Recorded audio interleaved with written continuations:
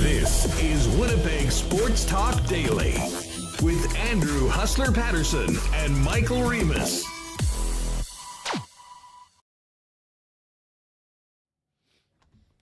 Best of the season to you all, folks. Welcome to Winnipeg Sports Talk Daily. Big game tonight, 6:30 down at Canada Life Center. Amazon Prime game. It is the Winnipeg Jets and the first of two visits over the next couple of weeks of the Edmonton Oilers. Jets still smarting from leaving one on the table against the Minnesota Wild as they resumed play after the Christmas break on Saturday. We'll get to that tough overtime loss to Minnesota and gear up for tonight's big one. Adnan Verk will be doing the game tonight along with the rest of the Prime Video team. We'll have Adnan jump on for a little bit. Then Mike McIntyre is going to join us. We will head out to Edmonton and get the latest on the visitors today with Tommy Gazola.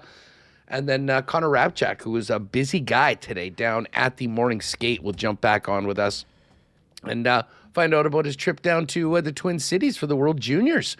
Caught the first game against Czechia. So we'll hit about that, and I'm sure he's going to want to talk a little bit about his Niners, who were unbelievable last night. What a Sunday nighter between the Niners and the Bears.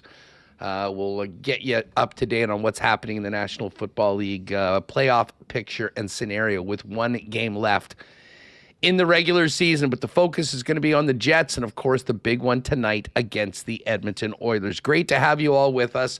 Hope you all had a great Christmas and a few days away. But it is back to the grind for Winnipeg Sports Talk today, although Connor enlisted a great episode of WST Sunday Live yesterday coming out of the game on Saturday night down at Canada Life Center.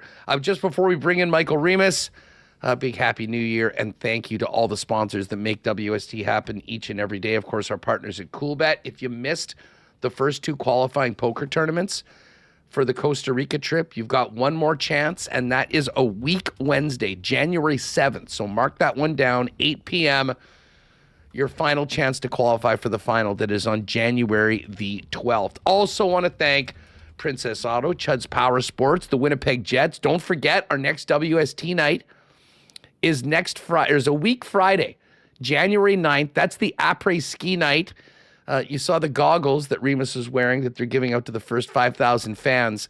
If you don't have your tickets already for that night, join us up in the section in 316. Go to winnipegjets.com/WST and join us for what should be a real fun Friday night against the Kings. Also want to thank Rolly's Transfer, St. Vital Dental Center, Uptown Alley. Had a great visit to Uptown Alley over the holiday.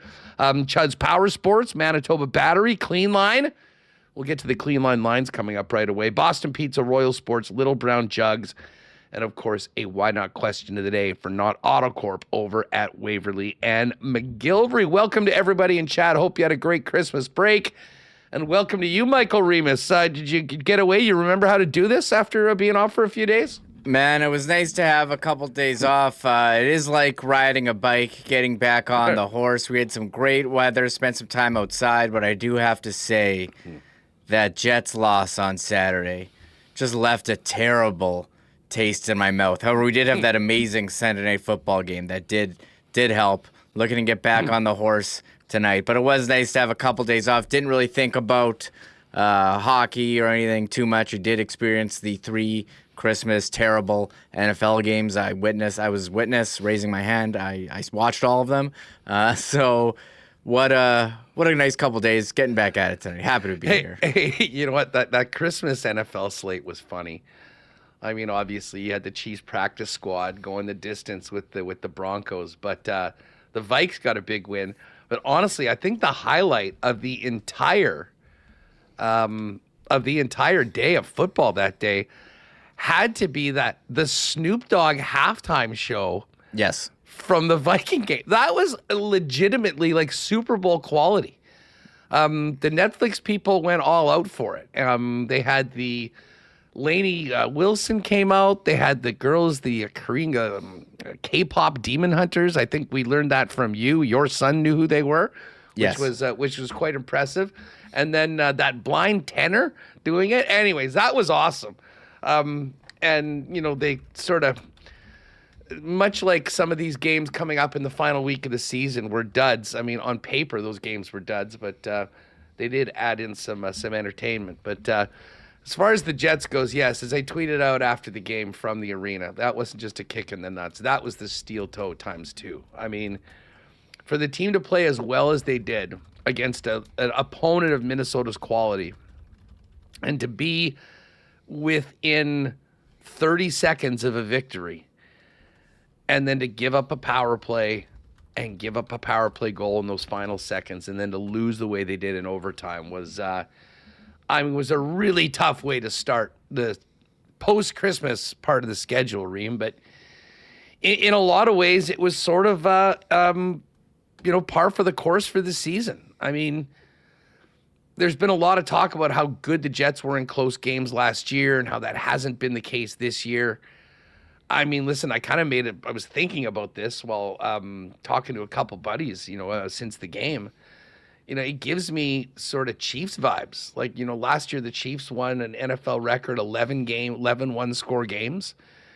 And then this year they were on the wrong end of a bunch of those games, and they're outside of the playoffs. Now, obviously, you'd love to have the trophies that the Kansas City Chiefs had. Obviously, the Jets aren't in that situation, but it does seem like there's they're getting it on the other side. Games that they were winning last year, they're not winning. And, when you look at the game on Saturday night, there's a couple things that really stand out. There's a lot of talk about not having Jonathan Taves in on the faceoff, after the penalty was taken. He had, I think he was 10-3 in the dot. I mean, had a real strong game. And I actually thought he played well. He looked like he was sort of refreshed coming back afterwards. And that is important. We need, when you have as a veteran team as the Winnipeg Jets do, especially some older players that had really been struggling, you hope that the break would show some returns. And I think it did on the ice. But I think it also tells you that, even with his expertise in the dot, I'm not sure that they're that comfortable with him being out there in a shorthanded situation, and he wasn't, and obviously it went in. But maybe the thing that described the season in a nutshell more than anything, Remis, was Gustav Nyquist finally scoring a damn goal and then having it taken off the board by an offside challenge. And listen, I love Nino Niederreiter. He just played his first 1,000th game.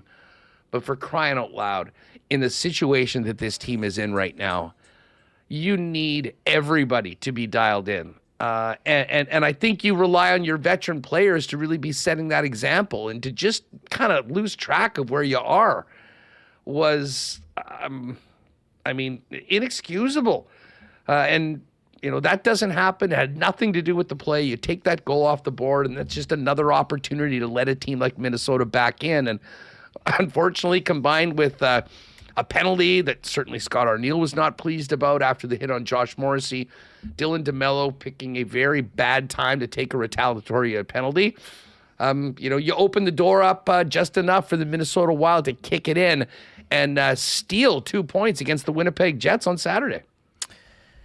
Yeah, and I do have to say, I watched, my son is getting into hockey, Huss, and my favorite part of the game was when I was watching with him and get to explain stuff. I had to explain to him the offside challenge and why the Jets scored and it didn't count, and that was certainly disappointing. You feel for Gus Nyquist. What a nice play, and he's really played well since the benching, and he played well, after the couple days off, and that's kind of the difference. And hard not talk about that ending without talking about the penalty taken by Dylan DeMello.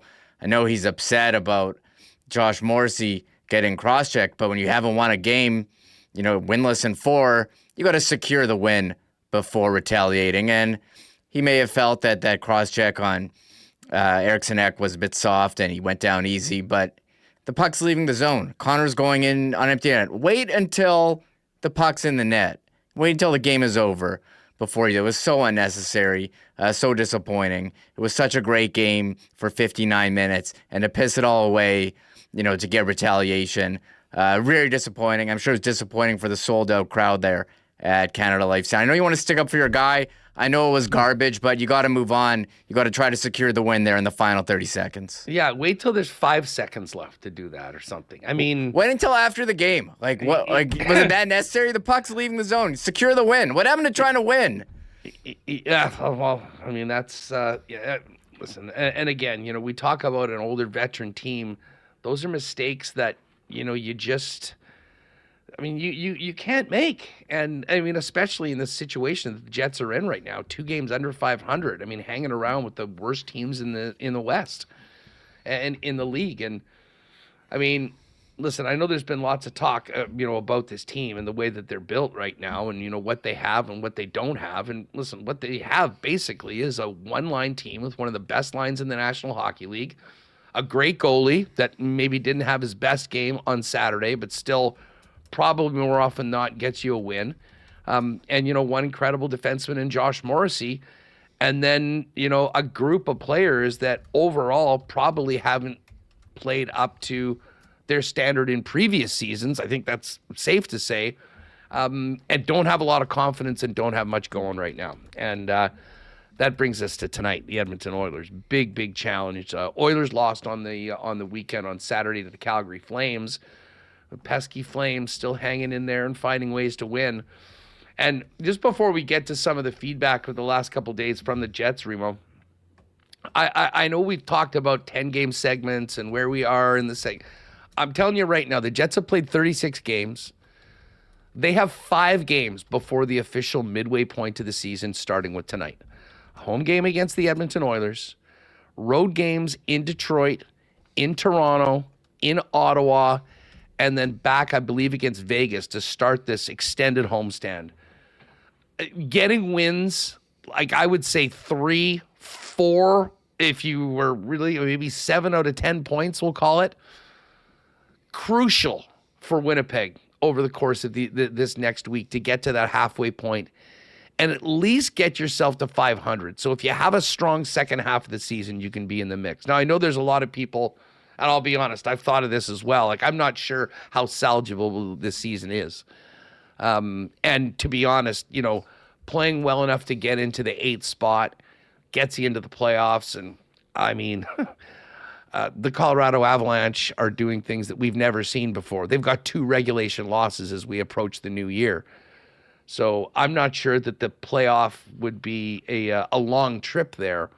But again, for a team that had such high expectations, to miss in the fashion that they are on track for would be incredibly disappointing. Now, I know there's an argument out there that, hey, listen, it's not happening this year. Make the most of it. Hope that the team doesn't win a whole bunch of games, stay where they are right now, and maybe you get lucky with the franchise-changing player in the draft. But there's a lot of ifs in there. Right now, that group in there is not thinking about Gavin McKenna or anybody else in the draft. They're thinking about ways to win hockey games. And I'll be honest, the other thing, I kind of thought that there might be a player move. I mean, somebody waived a call-up or something, once the deadline ended at midnight on Saturday. But that wasn't the case. And just, before we hear this, I mean, we'll talk more about this when Mike comes on with us. But your Clean Line lines for our friends at Clean Line Plumbing, Heating, and Electrical, your local leader for over 40 years and the official plumbing service of the Winnipeg Jets, captain approved, are as they were. And listen, I think overall the team played pretty well. So, maybe you're looking to build off that. Scheifele, Connor Velarde, Nemetsnikov with Perfetti and Iafallo, Lowry in between Barron and Pearson, and Taves with Nyquist and Niederreiter. Defense is Morrissey, DeMello, Samberg, Pionk, Stanley, Shen. Morrissey is technically day-to-day, but Connor will join us, as will Mike, a little bit later on. He did say that, Morrissey is officially a game time call, but he did get out on the ice and test things this morning, and both Fleury and Miller stayed out for extra work. So it looks like Josh Morrissey will be in, but don't quote me on that until you see 44 in the starting lineup tonight. Hellebuck gets the start against the Edmonton Oilers this evening. There's lots to climb out of. But listen, Scott Arniel was choked after the game last night, on Saturday, I should say, and he didn't really mince words. I'm not sure whether he got an invoice from the National Hockey League for what he had to say afterwards, but he was frustrated. Here's Arnie from Saturday on the hit to Morrissey and how that game sort of got away on him. Got a hit that you probably didn't like, and then another player took a penalty and the game turned. Is that a situation where you just have to manage the anger better? That's not that. That's not managing the anger. That's a terrible non-call on Josh Morrissey. Absolute terrible non-call on Josh Morrissey. It should have been called head first into the boards and then a ticky-tack little call after that. That's got nothing to do with managing. That was just a bad non-call by the referees. Do you feel like they were just letting it go because they had pressure on it? It was the end of the game? Is that just refs managing games? Is there, what is the, what did they tell you? It was a non-call that should have been called. To me, I'm not going into what the reasoning was. That should have been. Any other top players in the league, elite players, get hit from behind into the boards, I'm pretty sure that's a penalty. All right, so a frustrated Arniel after the game. That was, of course, the focus right afterwards, the way that game completely turned on Winnipeg late. But here's what the coach had to say about the game overall. That was a hell of an effort by our hockey team. It really was. What is it? Second hottest team in the league since November 1st. That was a hell of a hockey game by us. And I thought that, we did everything we possibly could to win that hockey game. And, obviously come down to a circumstance like that at the end, it is what it is. But at the end of the day, I told the guys after that, real proud of the effort, real proud of the sort of the details, the things that we did, the looks we got, the chances, the opportunities we had, and we deserved a better fate. All right, so there's some real frustration from the coach and from the Winnipeg Jets. As I said, it was frustrating being in the building, walking out last night, knowing that they were so close to a big win coming out of the Christmas break and only had 1 point to show for it. Of course, Dylan DeMello was the culprit on the penalty in question. He spoke after practice yesterday and was asked if he was surprised on the call. Yeah, very much so. Yeah, for sure. I thought, I don't have really any comment other. I was very surprised on it, and if you want maybe a better answer, I think probably the ref would probably have to answer for that one. 2-1. That being said, you can be surprised. We know how it ended. DeMello was asked if he would do it again. Yeah, I guess I probably would have. Yeah, maybe not a cross-checking motion. Although I didn't feel like I hit him very hard. Mm-hmm. I've definitely done a lot worse. Yeah. Maybe it's just a push, or honestly, I really did feel like I didn't. If I looked at it, to me, it looked like I kind of gave him more of a push than a cross-check. I know it was kind of a cross-checking motion, but it was more my left hand kind of hit him. Regardless, I don't believe I should put myself in that position, so I'll take ownership for that and my actions in that regard. And that's all I can really say. Right, I didn't make the call, so. Yeah. All right, just a little bit more from DeMello. Murat sort of followed up on DeMello with just a little bit more about the play in question. In the moment when it happens from behind you, it looks a little bit like a cross check, and from the other angle, it looks more like a push. And I know I went off being like, "Oh, a guy's got to control his emotion in that." But if it is a push, then is it maybe not a case of crossing a line emotionally? I don't got an answer for that. Yeah, I don't know. Just don't put yourself in that position, I guess, at the end of the day, because you don't know what's going to be called. I want to be careful with this question as well, but do you feel like he helped himself go down? A little bit. A little bit, yeah. There's hey, credit to Eriksson Ek for doing what he had to do to figure out a way to get a power play, I guess. He was fortunate he wasn't called, and that would have been game over. It would have been game over when Kyle Connor scored the empty netter that ended up being whistled down, and then, of course, we know how it ended.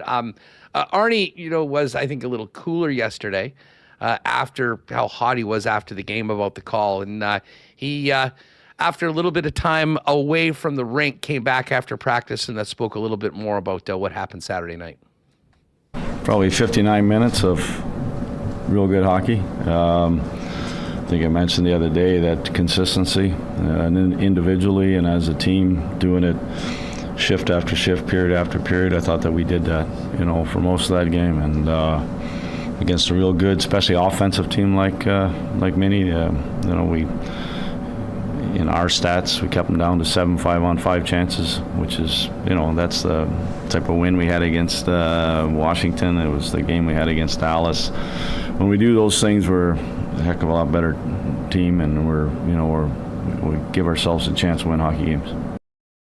Now, maybe the biggest topic on the post game, I know KNR hit this, was a lot of people wondering, like, how in the world was Jonathan Toews out there not taking that face-off? He was dominant in the face-off circle. Morgan Barron had a rougher day. I believe he was 1 for 6. But Arniel was asked about the decision to go with Barron and Iafallo out there on the PK and leave your number one face-off guy on the bench for that final 30 seconds. Yeah. Bear's pretty good at it too. That's why he's been taking them. That he's been really good at it too.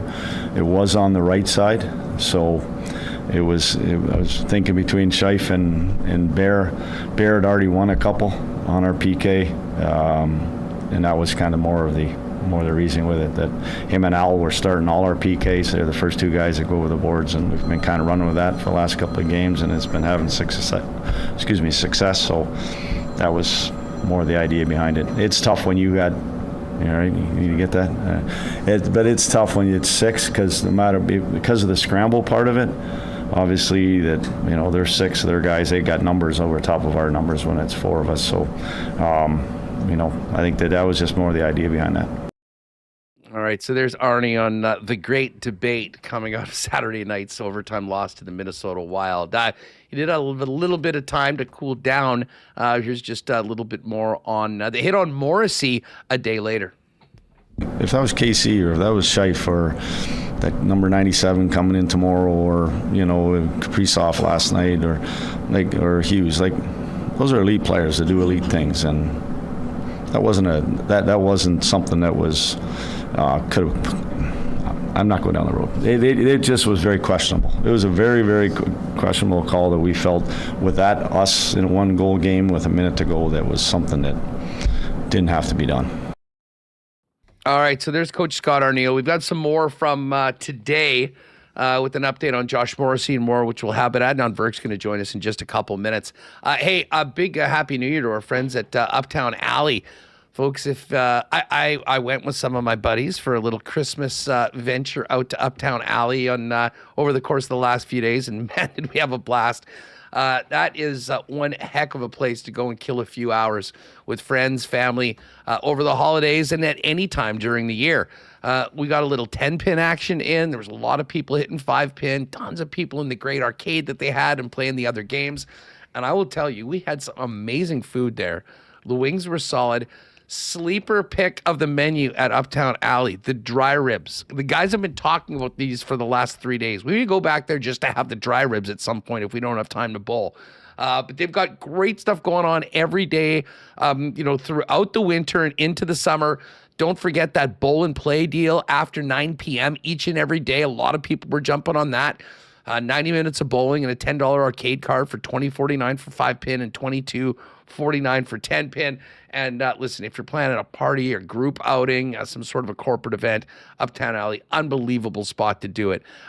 Check them out online, uptownalley.ca. They're at 1301 St. Matthews Avenue, or give them a call at 488-0000 for more information on booking lanes, making a reservation, or hosting a party over at Uptown Alley.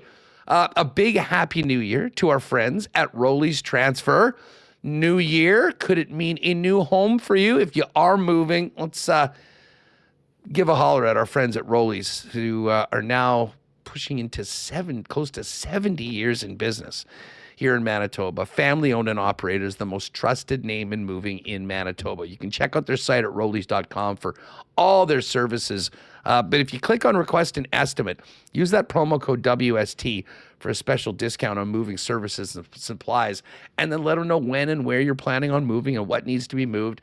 And the friendly staff at Rollies will turn it around quickly with a great quote and get you locked in for the white glove treatment that they have been famous for over 60 years in Manitoba. For all your moving needs in 2026, lean on our friends at Rollies, the most trusted name in the game. Find out more today over at Rollies.com. A happy new year as well to our friends at St. Vital Dental Center. Dr. Terry and his gangs had a great holiday, I'm sure, but they are back to business as so many of us are after a few days off. And St. Vital Dental Center has been serving generations of Manitobans with a full array of dental services, from cleanings and checkups to things like dental implants. And now they've got a beautiful new facility at 167 St. Anne's Road with convenient free parking right behind the building. And they'll handle customers from 6 months to 99 plus for literally everything to do with your grill. Check them out online at stviteldental.ca. Make an appointment, pop in, and tell them the boys at Winnipeg Sports Talk sent you. And hey, a big cheers. I have gotten more comments from friends and listeners about how much people love the Canadian Club Cranberry Ginger Ale over the last couple of weeks than I can remember. It is on shelves right now, and maybe you include that for some of your New Year's plans if you're thinking about imbibing or making a trip down. It's for a limited time only, folks. It is the Canadian Club Cranberry Ginger Ale, Canada's iconic Canadian whiskey, Canadian Club, along with cranberry and ginger ale. And you can pick that up at your local Manitoba liquor marts. And keep your eyes out when you're at your local beer store as well for the 473 milliliter cans, which are available right now while supplies last. Happy New Year, and remember, keep it safe. Don't drink and drive throughout the holiday season and 365 days a year. A message from our friends over at Canadian Club. All right, we're going to have Adnan Verk join us coming up in just a few minutes. But, while we wait for Adnan to jump in, let's quickly hear just a little bit more from Scott Arniel from today. There was some question about Josh Morrissey's availability. Here's what the coach had to say about Josh for tonight. Yeah, he tried it today there, so still see how it is the rest of the day. But yeah, he went out and tried it there this morning. So hopefully we play her tonight. Haven't totally decided if he's in or not. And again, this is a hypothetical question, but how difficult is it to replace a player like that if you have to? No, I'm not glad. We're not there. Let's see where we're at with them. I mean, I don't want to get into hypotheticals. At the end of the day, you need your best players if you're going to have success in this league, and he's one of our best players. All right, well, let's just hope that best player on the blue line is in tonight. Kelly Moore tried. Arnie wouldn't go down that road. And as I mentioned, that Connor Rabchack reported that both Fleury and Miller stayed on for extra work today. So the expectation is, I think it's safe to say, that Josh Morrissey will be there, and we'll just have our fingers crossed that he'll be out there in the starting lineup tonight for the Winnipeg Jets. Now, the Edmonton Oilers are a team that, we've seen this before, go to the Cup final, have a really slow start to the next season, and in and around December, start getting their act together. They have done that. They still haven't won 3 games in a row all season long. They are going to try to start another winning streak tonight against the Winnipeg Jets after losing against the Flames on Saturday night. But, while we focus in on what happened at the end of the game against Minnesota, giving up that crucial power play goal, you're dealing with a monster when it comes to a power play that can throw out the likes of Connor McDavid and Leon Draisaitl, along with the big bomb of Evan Bouchard on the point. Here's Arnie on the challenge of going up against this Oilers power play tonight. Yeah, it's multi-dimensional, obviously, a lot of weapons. It really is trying to, each guy has this, Hyman at the net front. He does a great job of boxing out and kind of getting body position, so you got to worry about that. You got the Draisaitl low one-timer. The big guy's on the move. When he's on the move, you got to really try to find his outlets. The other one that makes it tough is when you try to play the low plays, is that Bouchard pounds those from the top. So there, like you mentioned, there's a lot of weapons that are out there. you just got to be. We have enough video. There's a lot of things they've been doing, but at the end of the day, it's about sticks. It's about getting ourselves in the right position body wise. The other side is when you get a chance to clear pucks, or you get a chance to win some face-offs, get them down the ice. You get a chance on the entries of not allowing clean entries. Hopefully, make them chip it or rim it. Those are the moments where that you can hopefully jump on them and try to get them, have them be in kind of somewhat of a scramble mode. But once they get possession, then it's about kind of then recognize what the outlets are. When McDavid comes down that left side, he got a pretty good idea where, his passes are going. When he's on the other side, it's another different look to it. So it's just, hopefully we've given them enough sort of pre-scout to it that, and we've also seen them lots, and, hopefully that we can stay one step ahead of them. Then our goaltender has to be our best penalty killer. All right, so there's Scott Arniel talking about the Oiler power play, and chew on these numbers, people. 34.3% success rate, best in the National Hockey League. 11 power play goals for Leon Draisaitl, and then you add in McDavid, you add in Evan Bouchard. Bottom line for the Winnipeg Jets, they need to be disciplined tonight. The Jets have taken way too many penalties this year. And at some crucial times, as we've talked about coming out of the Minnesota game, a clean game and staying in front in the right position, that is what they'll be looking to do. Of course, we'll be watching the game tonight, for those of you not at the building, on Prime Video. And our pal Adnan Verk from Prime joins us now before the big game tonight. Adnan, best of the season and a Happy New Year to you. How are you? Thanks so much, man. Great to see you. Andrew, Michael, always a pleasure to join. I just hanging out here in the PEG. I was looking at the different weather where I'm coming from, New York, New Jersey. We'll do this in Celsius because that would make most sense. We're in Canada. I believe it's around, +5 right now in New Jersey. I was in Toronto just visiting my parents, obviously for the holidays, -2. Then you get to Winnipeg, -24. So I can't say I ventured out of the hotel, but the hotel is fabulous. It was great to see Scott Arniel, a fellow Kingston guy, today at morning skate. And as you said, this should be a whale of a matchup tonight. McDavid, Leon, Hellebuck. Can't wait. Yeah, well, listen, the Jets and Oilers had I won't even say similar starts. The Jets were one of the best teams in the league a dozen games in, 9-3. And we've seen 2 months of hockey that just hasn't been up to their standard, Adnan. And when you're talking people around the league, how shocked are you that the Winnipeg Jets are sitting where they are in the standings right now after winning the President's Trophy, after having the start that they've had? It is somewhat confounding as we go into, some 5 very important games before they get to the halfway mark of the season. It is time for them to turn it around if they want to be in the conversation when it comes to people playing in the Stanley Cup tournament. Yeah, confounding is the right word for it, Andrew. You're absolutely right. Working in NHL Network in the States, it's interesting because I got to get that broad view of the league and talking to other people there. And we have a lot of Canadians that I work with, obviously Mike Johnson's, Stu Grimson, Kevin Weeks, etc. But everybody is generally bewildered. And the general take on it from all the guys I work with, when they look at hockey, they say, one great line, Scheifele, Connor Vilardi, one great defenseman, Morrissey, one obviously incredible goaltender, Connor Hellebuck. That's about it.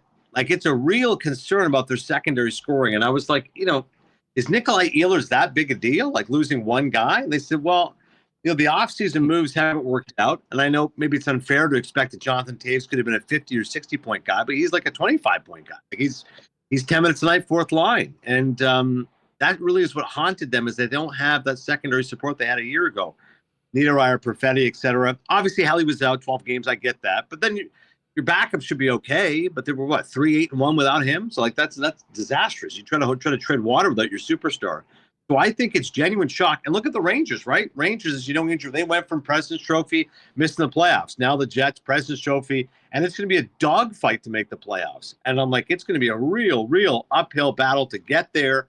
When you start looking at the schedule, it's not just that you have to make up those points. Other teams have to falter a little bit. And you're in a good division. So I think it's a challenge. And yes, in answer to your question, most people are surprised how far the Jets have fallen. Well, the division is ridiculous. I think anyone living in reality can pretty much write off a top 3 spot. I'd argue that the top 3 teams in the league right now are in the Central Division. This Minnesota team now, with the addition of Quinn Hughes, has been, I believe, the second best team behind Colorado since the beginning of November. Dallas is not going anywhere, and the Avalanche are kind of in a league of their own right now with what they played. So you're basically looking at the wild card, and the one silver lining with how the Jets have played is the fact, Adnan, that the second wild card spot in the West right now is the San Jose Sharks at just one game over 500. Now, I mean, it's basically coming down to like lean on your WWE pass. This is essentially a Royal Rumble of teams that have looked like jobbers at times this year with the Sharks, Mammoth, Kraken, Blues, Predators, Flames, Jets, all battling to see who can be the best team of that sort of second tier. Because I think we can pretty much right now give the Kings, Oilers, Ducks, Knights, Wild, Stars, and Avalanche spots in the playoffs. It would be shocking if any of those teams weren't there. And then there's one spot for everybody else.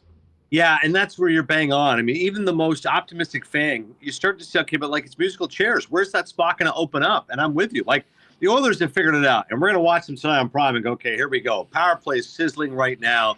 Hyman's offering support. We'll see what happens in net. I mean, they thought Jari would figure things out, but now he's hurt. So I think he's going to be back hopefully a couple weeks, mid-June. But Connor Ingham's been good since coming up. And Pickard, I believe, might get the call tonight. But regardless, as you said, of those teams list, the Ducks are a pleasant surprise. They're not going anywhere, right? Cutter Gauthier's been great. Leo Carlson's really good. Quenneville's a great coach. Like that's a playoff team now. Whereas a year ago, you're like, I'm not really buying the Ducks. They're still a young team. You're right. You do start to play the math on it. Maybe the Kings slip a little bit, but I'm with you. I think they're good enough. They're a very boring team with respect to Coach Hiller, but they're defensively responsible. They have a ton of one-goal games. Like the Kings been a lot of one-goal games, which has been one of the issues with the Jets. We talked to Scott Arniel about that this morning. He's like, a year ago, it seemed like all those one-goal games you guys would win. Now you lose those one-goal games. He said, yeah, it's absolutely been confounding. It's frustrating. Those are the games we have to win. Obviously, what happened in the last game against the Wild.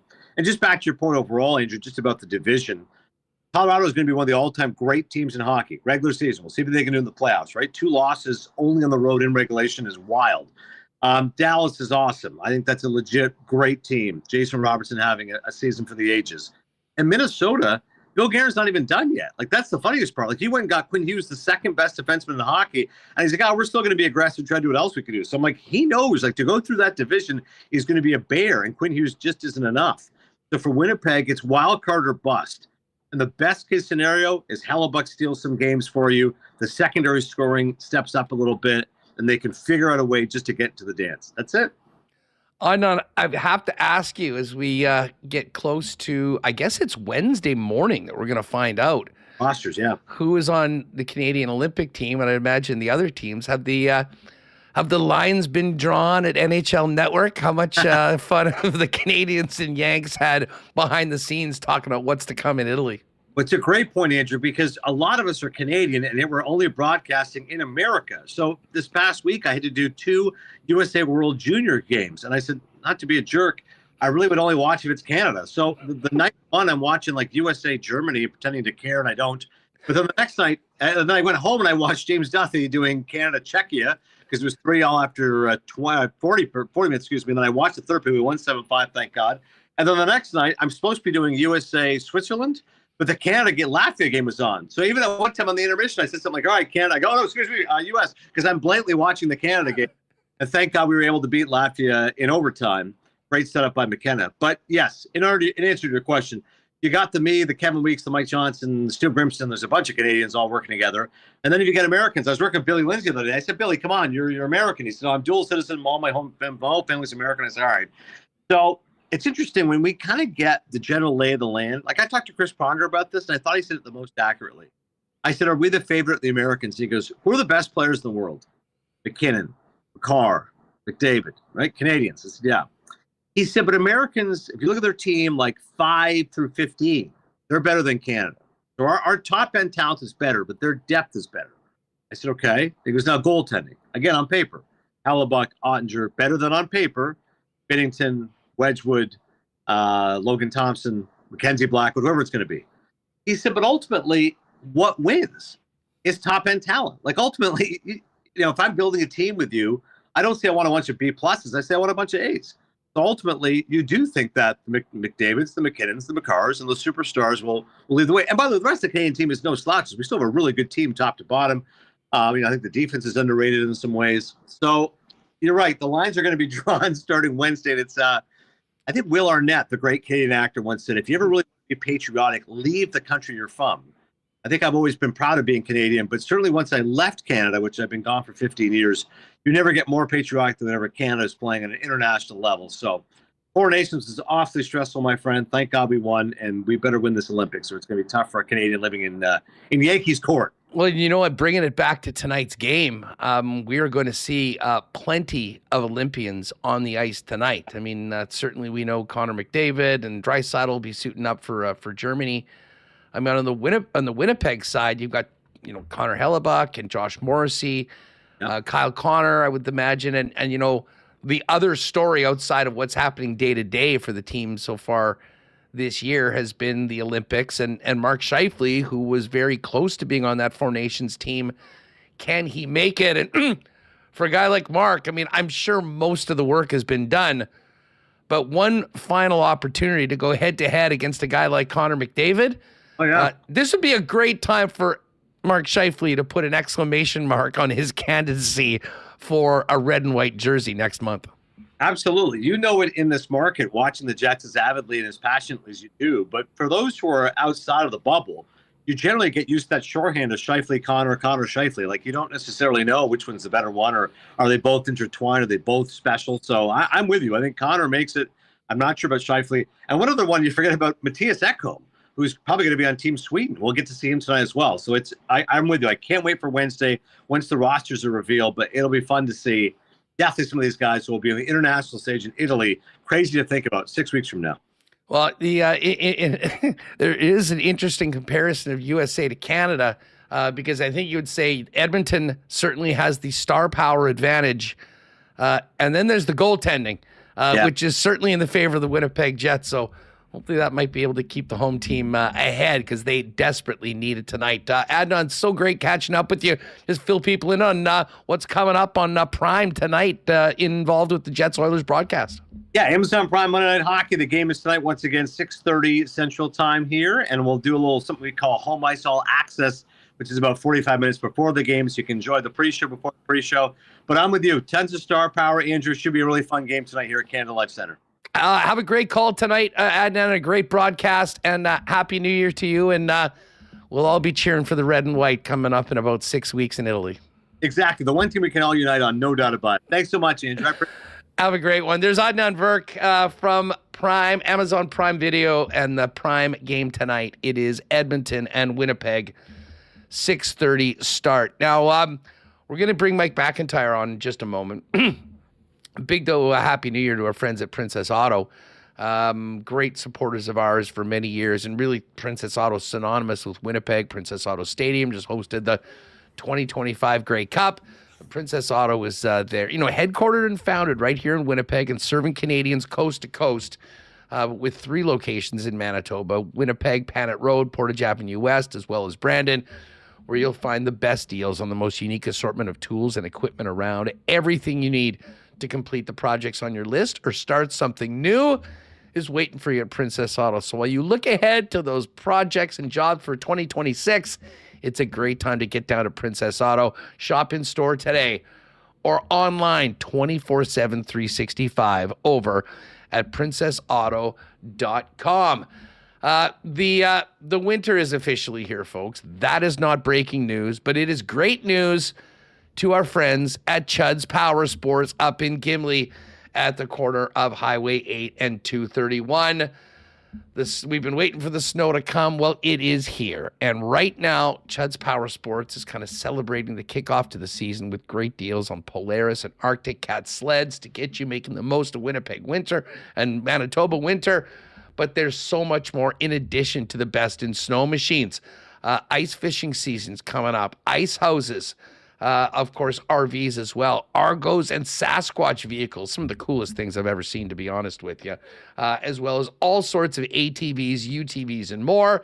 And then coming up around the corner when we get out of the winter, the best in street bikes, dirt bikes, boats, RVs, outboard motors, and so much more. That's why Chud's Power Sports is the award-winning dealer of the year and the Power Sports Superstore in Manitoba. We'll also be doing our Chud's Power Sports Power Polls again this week here on Winnipeg Sports Talk. But in the meantime, get on down and visit them in Gimli or check out all the great deals they've got going on at chudspowersports.com. And a big happy new year to Donnie and the gang over at Manitoba Battery. Now, while we are through the holiday season, the need for a battery maybe goes up more in January and February than at any other time. And hey, if you're worried about your battery, just pop into Manitoba Battery on Logan Avenue or Dovercourt Drive.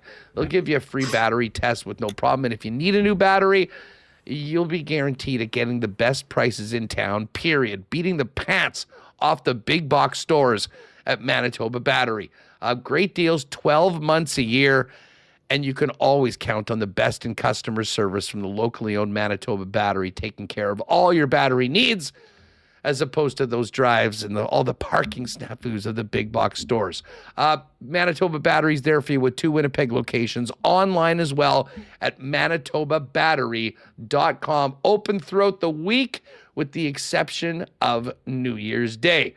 All right, let's bring in Mike McIntyre for more on the Winnipeg Jets. Connor will join us a little later on. We'll hit some World Juniors as well. But Mike, how was your Christmas? It was good, Huss. What do they say about things happening? Hold on a second. I'm hearing an echo. Yeah. Remis? I don't like hearing the sound of my voice. Go ahead. We're good. Yeah. Never mind on playback. A few.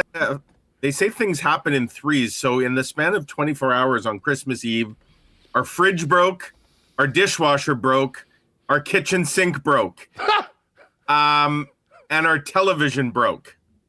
I guess that's fours. Although the faucet was connected to the dishwasher, but yeah, it was quite the sequence of events. That's for sure. So did a little Boxing Day shopping for some new appliances, and had them installed over the last few days. So yeah, it's been a busy time in the McIntyre household, but always fun. Lots of family, friends, gatherings, just like that, it's over. Time flies when you're having fun. Yeah, well, there was a lot of fun to be had at Canada Life Centre for 59 plus minutes, and then it wasn't so fun on the way out. How do you look back at the resumption of play and the overtime loss for the Jets against the Wild before we dive into tonight's tilt? Yeah, I mean, obviously we're way past the stage of moral victories, really meaning anything to this Jets team. They need actual victories, and a lot of them. But I think you still have to, what's the saying? Don't throw the baby out with the bathwater. I mean, there was a lot, obviously, to like about that performance. And, if you want to back up and go to the third period against Utah and the first 2 and change periods against Minnesota, you can see why the Jets are saying the things they're saying, that they like a lot of what's happening. But at the end of the day, it's a results-oriented business, and the result has been, frustratingly similar for the Jets, now winless in 5 and just 6 in 24, which is incredible. It's incredible to think that they have 6 wins in 24 games, but they head into action tonight, Huss, only 5 points out of a playoff spot. Parity reigns supreme in the NHL. And I suppose you could say, mediocrity reigns supreme in the Western Conference, outside of maybe the elite top 3 who happen to all play in the Central Division, one of those being the Minnesota Wild. And again, even backing up before the Utah game, the Jets played a pretty solid game in Colorado. So there's actually, I think you can look at the last 3 games they've played and take a lot of good things out of that. The one thing is, those 2 games before Christmas, I mean, the first periods were brutal. They were. I mean, they played 40 minutes of hockey, but they put themselves behind the 8 ball by basically missing the start time of both of those games and having to play catch up against the best team in the National Hockey League and a team that they spotted a 3-0 lead to. Yeah, and the Jets didn't have that problem against Minnesota. They started that game on time, for sure. Let's hope they realize that tonight's start time isn't the usual 7 p.m. weeknight game. They're going to have to start. They're going to have to start a little earlier tonight with Prime broadcasting it. But yeah, I mean, it just shows like when it rains, it pours, right? And this is a team that is probably so fragile that, you know, when one thing goes wrong, like all of a sudden a bunch of things go wrong. Kind of like my appliances on Christmas Eve, I suppose. Could probably make a comparison to the fragile nature of the Jets team. But yeah, I mean, obviously another big dose of adversity in how last game ended, which once again, we're kind of posing the question that it seems like we've asked a lot about this group this year. Like, how are they going to respond to that bunch of adversity? And, you know, they faced a team tonight that I saw the crazy stat, Huss, that Connor McDavid has 32 points in December. So he's been in on 32 goals for his team. The Winnipeg Jets have only scored 30 goals in the entire month of December. So Connor McDavid himself has been involved in more goals than every single player on the Winnipeg Jets roster combined. So another big test tonight before they hit the road for 3. And clearly this team has struggled. Well, they've struggled at home and on the road. But yeah, I mean, the time is running out. We've said this now for a few weeks. We're about to flip the calendar to 2026. We're about to hit the midway point of the season here shortly. So the Jets can ill afford to let this streak, this winless streak, go on much longer. They need to start getting some wins. But there is enough from recent games to suggest that there's at least a pulse there. The patient hasn't been declared dead just yet. They may be sort of on life support, but there is some signs of life. And we'll see what they can do with that starting tonight. You know, I'm not sure that there's a better example of just what is going on for the Jets this year than Gustav Nyquist scoring his first goal of the season and then having it wiped out by a completely unnecessary offside. That's just, you know, and again, I'm a big Nino Niederreiter guy, but I mean, like in times like this, you need your veterans. And again, like most of the team are veterans to be locked in and, Yeah. And I mean, that was so deflating, I'm sure, for Nyquist, who's been desperate to get that monkey off his back. But just another example of showing that there's little things that the Jets have missed doing that can end up biting you in a big, big way. And we can talk all we want about, you know, Dylan DeMello taking that penalty or the fact that the penalty wasn't called. But there were plenty of opportunities for the Jets just to buckle down, take care of business. And, you know, I think back to that play early on that is maybe the metaphor for this season so far through 36 games. You're bang on there, Huss. I mean, all that focus, of course, on the DeMello penalty and the non-call on Morrissey and who took the face-off on the penalty kill and, you know, Mark Scheifele in overtime, all that. But you're right. That's a game, and I feel like that game on Saturday night, Huss, that's a game that last season, the Jets would have won that by 3 goals. Like they would have been up by 3 in the final minute, and that last power play wouldn't have mattered. But that's where they are right now. And you're right. It encapsulated perfectly the struggles of Nyquist, the struggles of Niederreiter. I mean, if you watch that back, Huz, there is no reason that Nino Niederreiter had to go offside there. He already had established the blue line. He was standing still. This isn't one of those where he just mistimed the entry, you know, as he followed the puck in. He already had the blue line established, and he just moved his foot over the line a second too early. And, you know, he probably owes Gus Nyquist a steak dinner or something on the upcoming road trip. And then Nyquist, of course, hits the post a little later in the game, one of 3 posts that the Jets hit.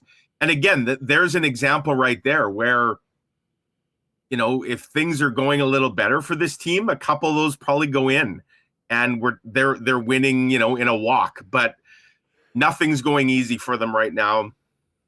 Again, if you're kind of the glass half full person, I thought that was Gus Nyquist, maybe his best game this season. There was, it was noticeable. I talk about signs of life. There was a lot of life from his game. And in fact, like I kind of thought Jonathan Toews looked a little better. And I don't think it's a coincidence, Huss, that that came after a 5-day break for some of those guys, especially the veteran guys. And to me, seeing Toews look like he had a little more jump just reinforced something that I've been saying kind of for a while here. I don't understand why the Jets haven't managed his play a little better and, made him a healthy scratch or game load manage him, with the schedule the way it's been, just kind of constantly rolling him out when it's clear there hasn't been a lot of fuel in the tank. And then you see a game like the other day where he looks like he's got more jump. I think you see some signs of what could be.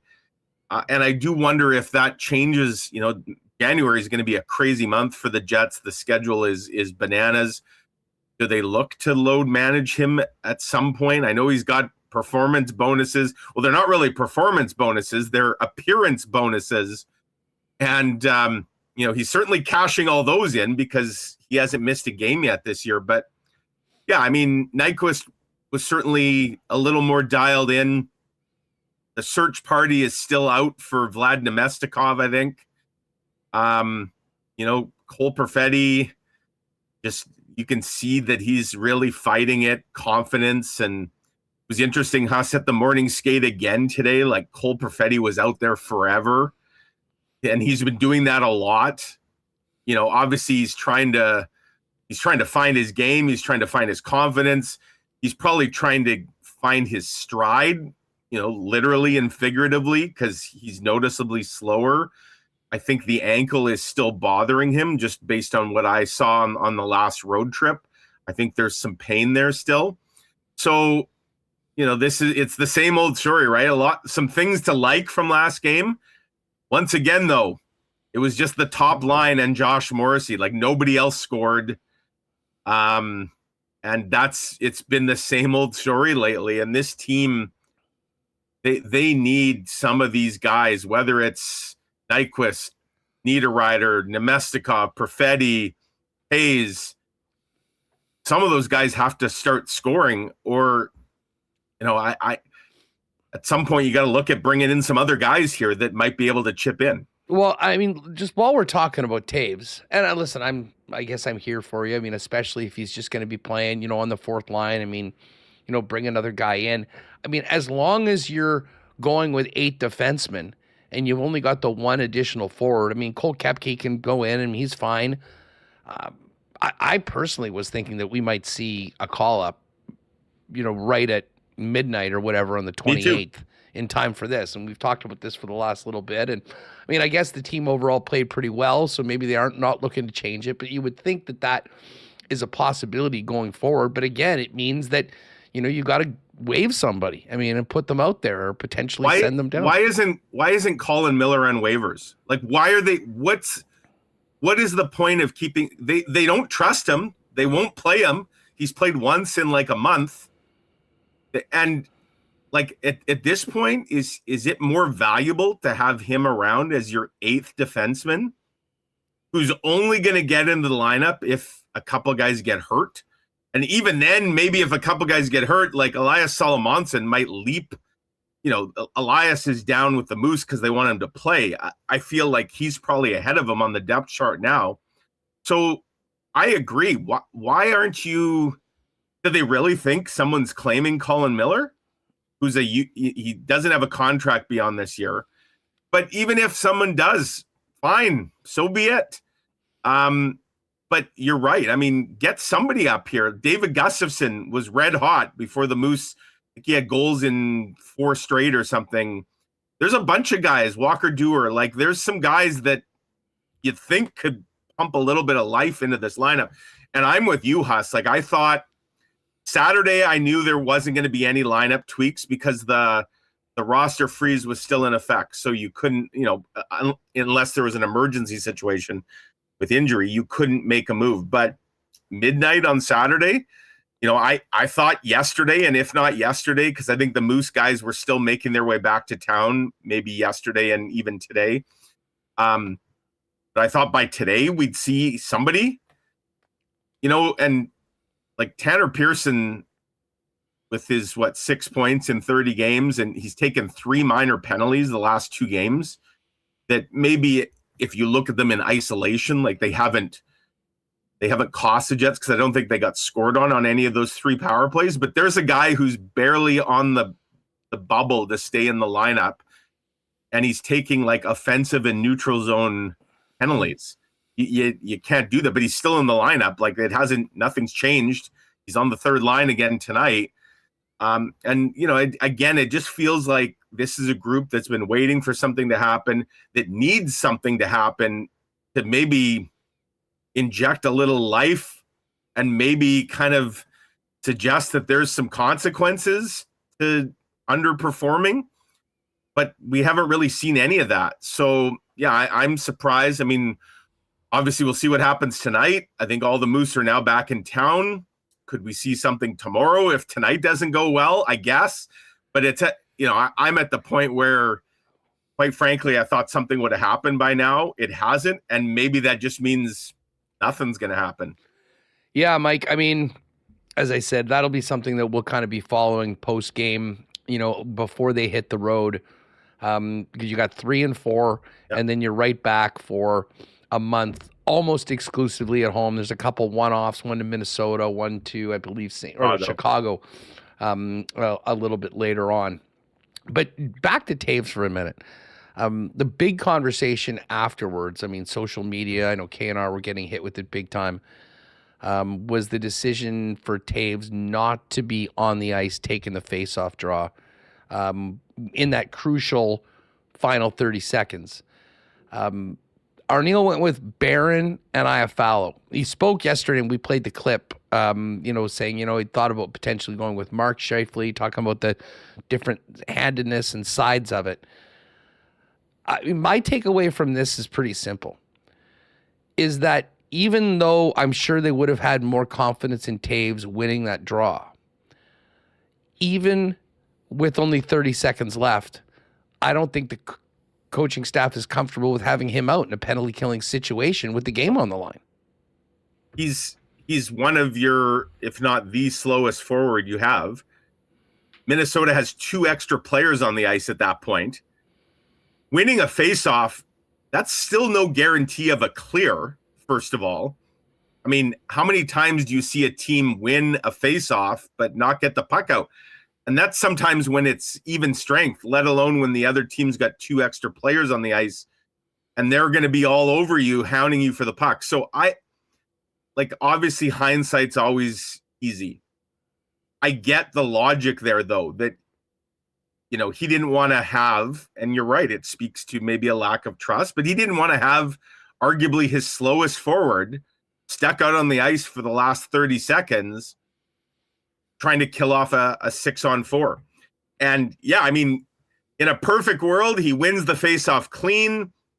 They rim it out or flip it out or whatever, and then he gets to the bench and makes a change, and then Morgan Barron comes on. But it's not a perfect world, and usually doesn't work out that way. So, but again, this is more example, Huss, where last year, this sort of thing probably worked out more often than not.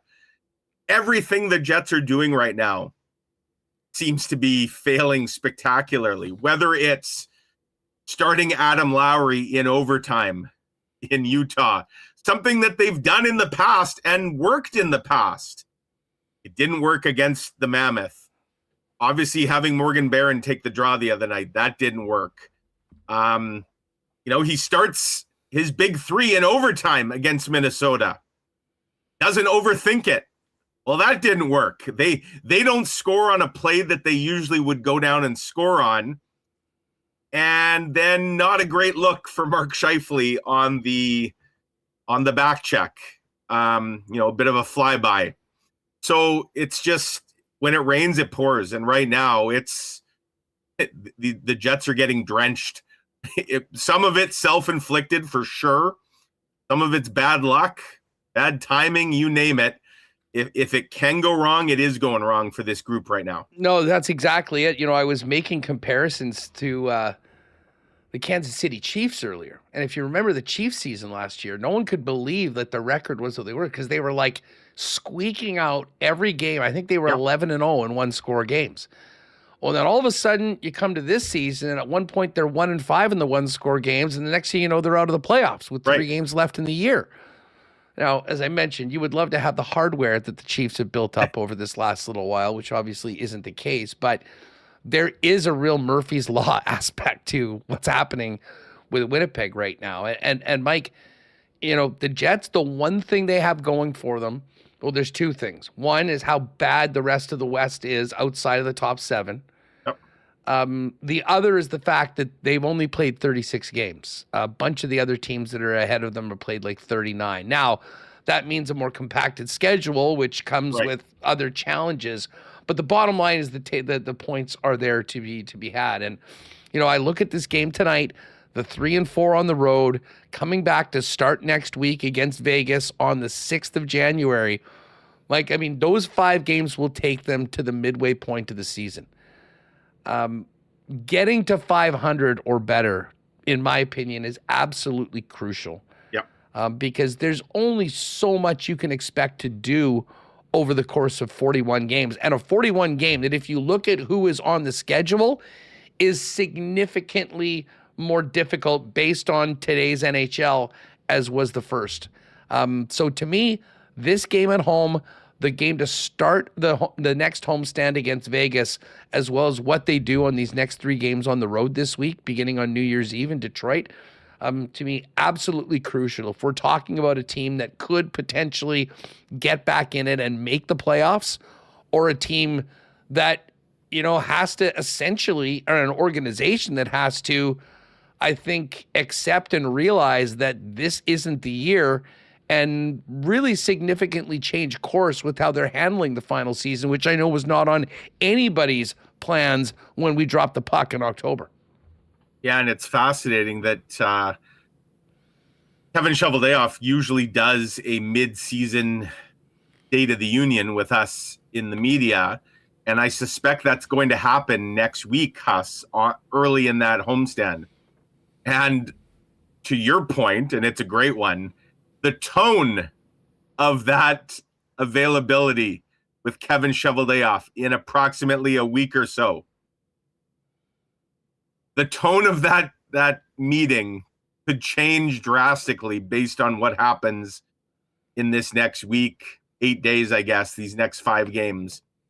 It does feel enormous in a lot of ways. And, I think there'll probably be some hard questions. There should be some hard questions for them regardless, but it may be a barrage if things don't continue, if things continue to not go well as they have in here for the last 24. So yeah, a huge week ahead in Jets land.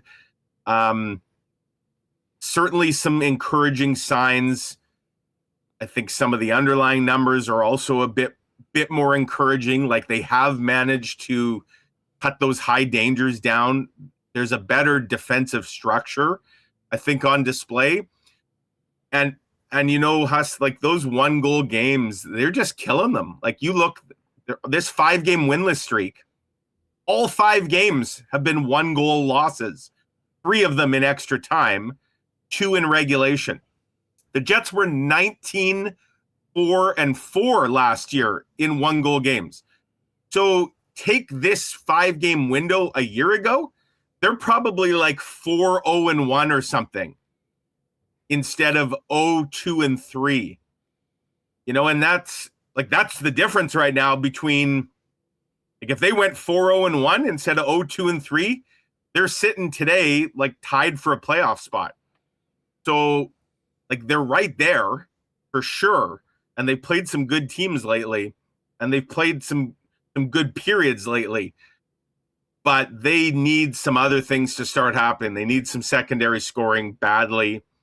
That's a big one for sure. Like, it looks like special teams are starting to tick back up.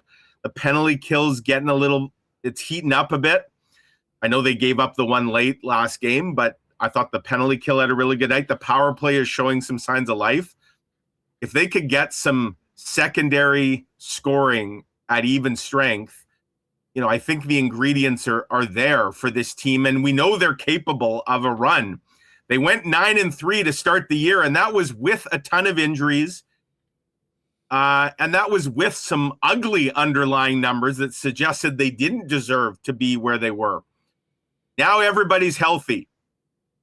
There's some underlying numbers to suggest that they maybe deserve a little better. They need to put it all together. It needs to start tonight.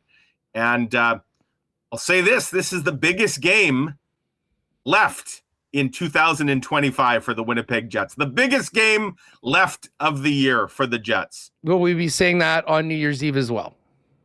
Well, that's true, because we do have one more game before the year is up. I just feel like, Western Conference team, this is a team that humiliated the Jets a couple weeks ago in Edmonton. Yeah. And I don't think they've forgotten that. It was mentioned quite a bit this morning. They need to bring it, and we'll see if they're up to the task. You know what? I mean, we've talked about the Oilers power play, and Tommy Gazzola is going to jump on with us in just a second here, and we'll get to more on that. I mean, I think everyone knows what you're up against tonight. This team needs to be disciplined. Yes. Like, the amount of chintzy 2-minute minors from guys that are a step behind guys. Figure it out, because the fastest way to coming up with zero tonight is going to be a parade to the penalty box, because this team is absolutely scary. 34.3% right now, Mike. And that's been something that the Jets have had. Well, the PK, they're going to be able to show quite an opportunity to show that they have taken a step forward. Right. But the best course of action, play at 5-on-5 against the Edmonton Oilers tonight. And it's going to give us lots to talk about for the next couple of days. Quickly, this is the last time we'll talk before Wednesday. Will we be hearing Mark Scheifele's name on that Canadian Olympic team, do you think? I'm leaning towards a no, Huss. Really? Yeah. And to be clear, that's not what I would decide. I'd have Mark Scheifele on my Olympic team if I were picking it. I'm not picking it, and I just feel like he may have been overtaken by a few guys. Now, injuries will be interesting. Like, I don't know the status. I think Seth Jarvis skated yesterday, and there's maybe, obviously Connor Bedard. I think he was back on the ice today. I'm not sure Bedard's on the team to begin with anyways. Jarvis, I think, would be. But, it's close to a coin flip. If I had to give odds, though, right now, I'm about 60% towards no for Scheifele. I mean, Josh Morrissey, 100% yes, obviously. No question about that. But Scheifele, I'm definitely leaning a little more slightly towards no.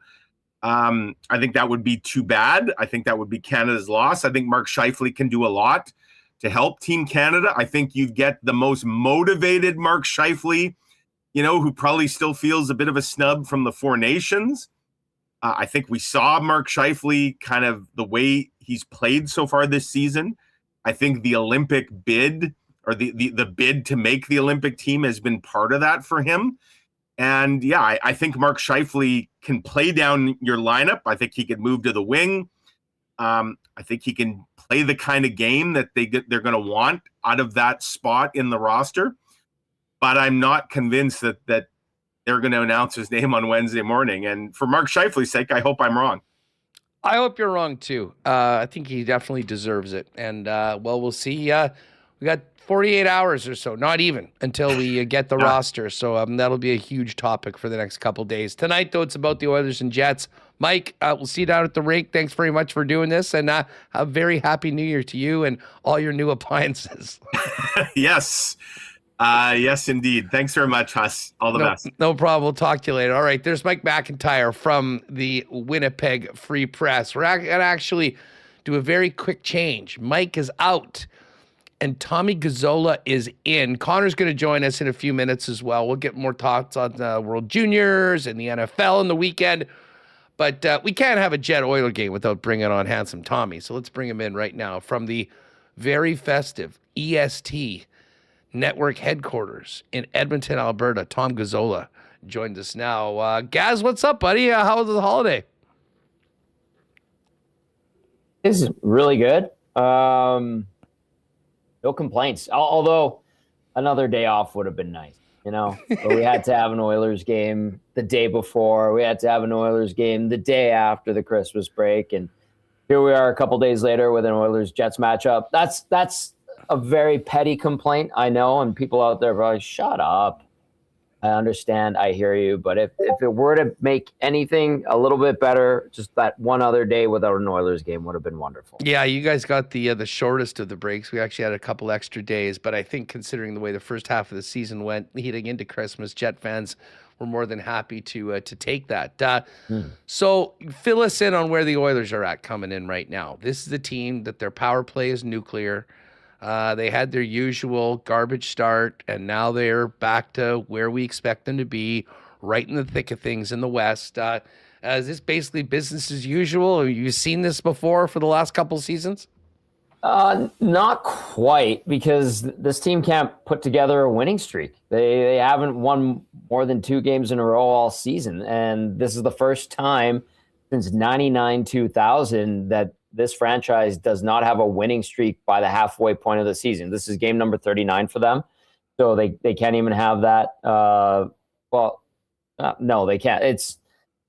It hasn't been a team that's able to sustain success. I think that's a fair way to describe them. And I think to me that's concerning when you look at how you build teams and which teams are true contenders and which teams are pretenders. This team, they look good at times. They look like the team that's gone on to the Stanley Cup final the last 2 years at times, but those moments are kind of fleeting so far this season. Yes, the power play, nuclear, first in the league, absolutely on fire.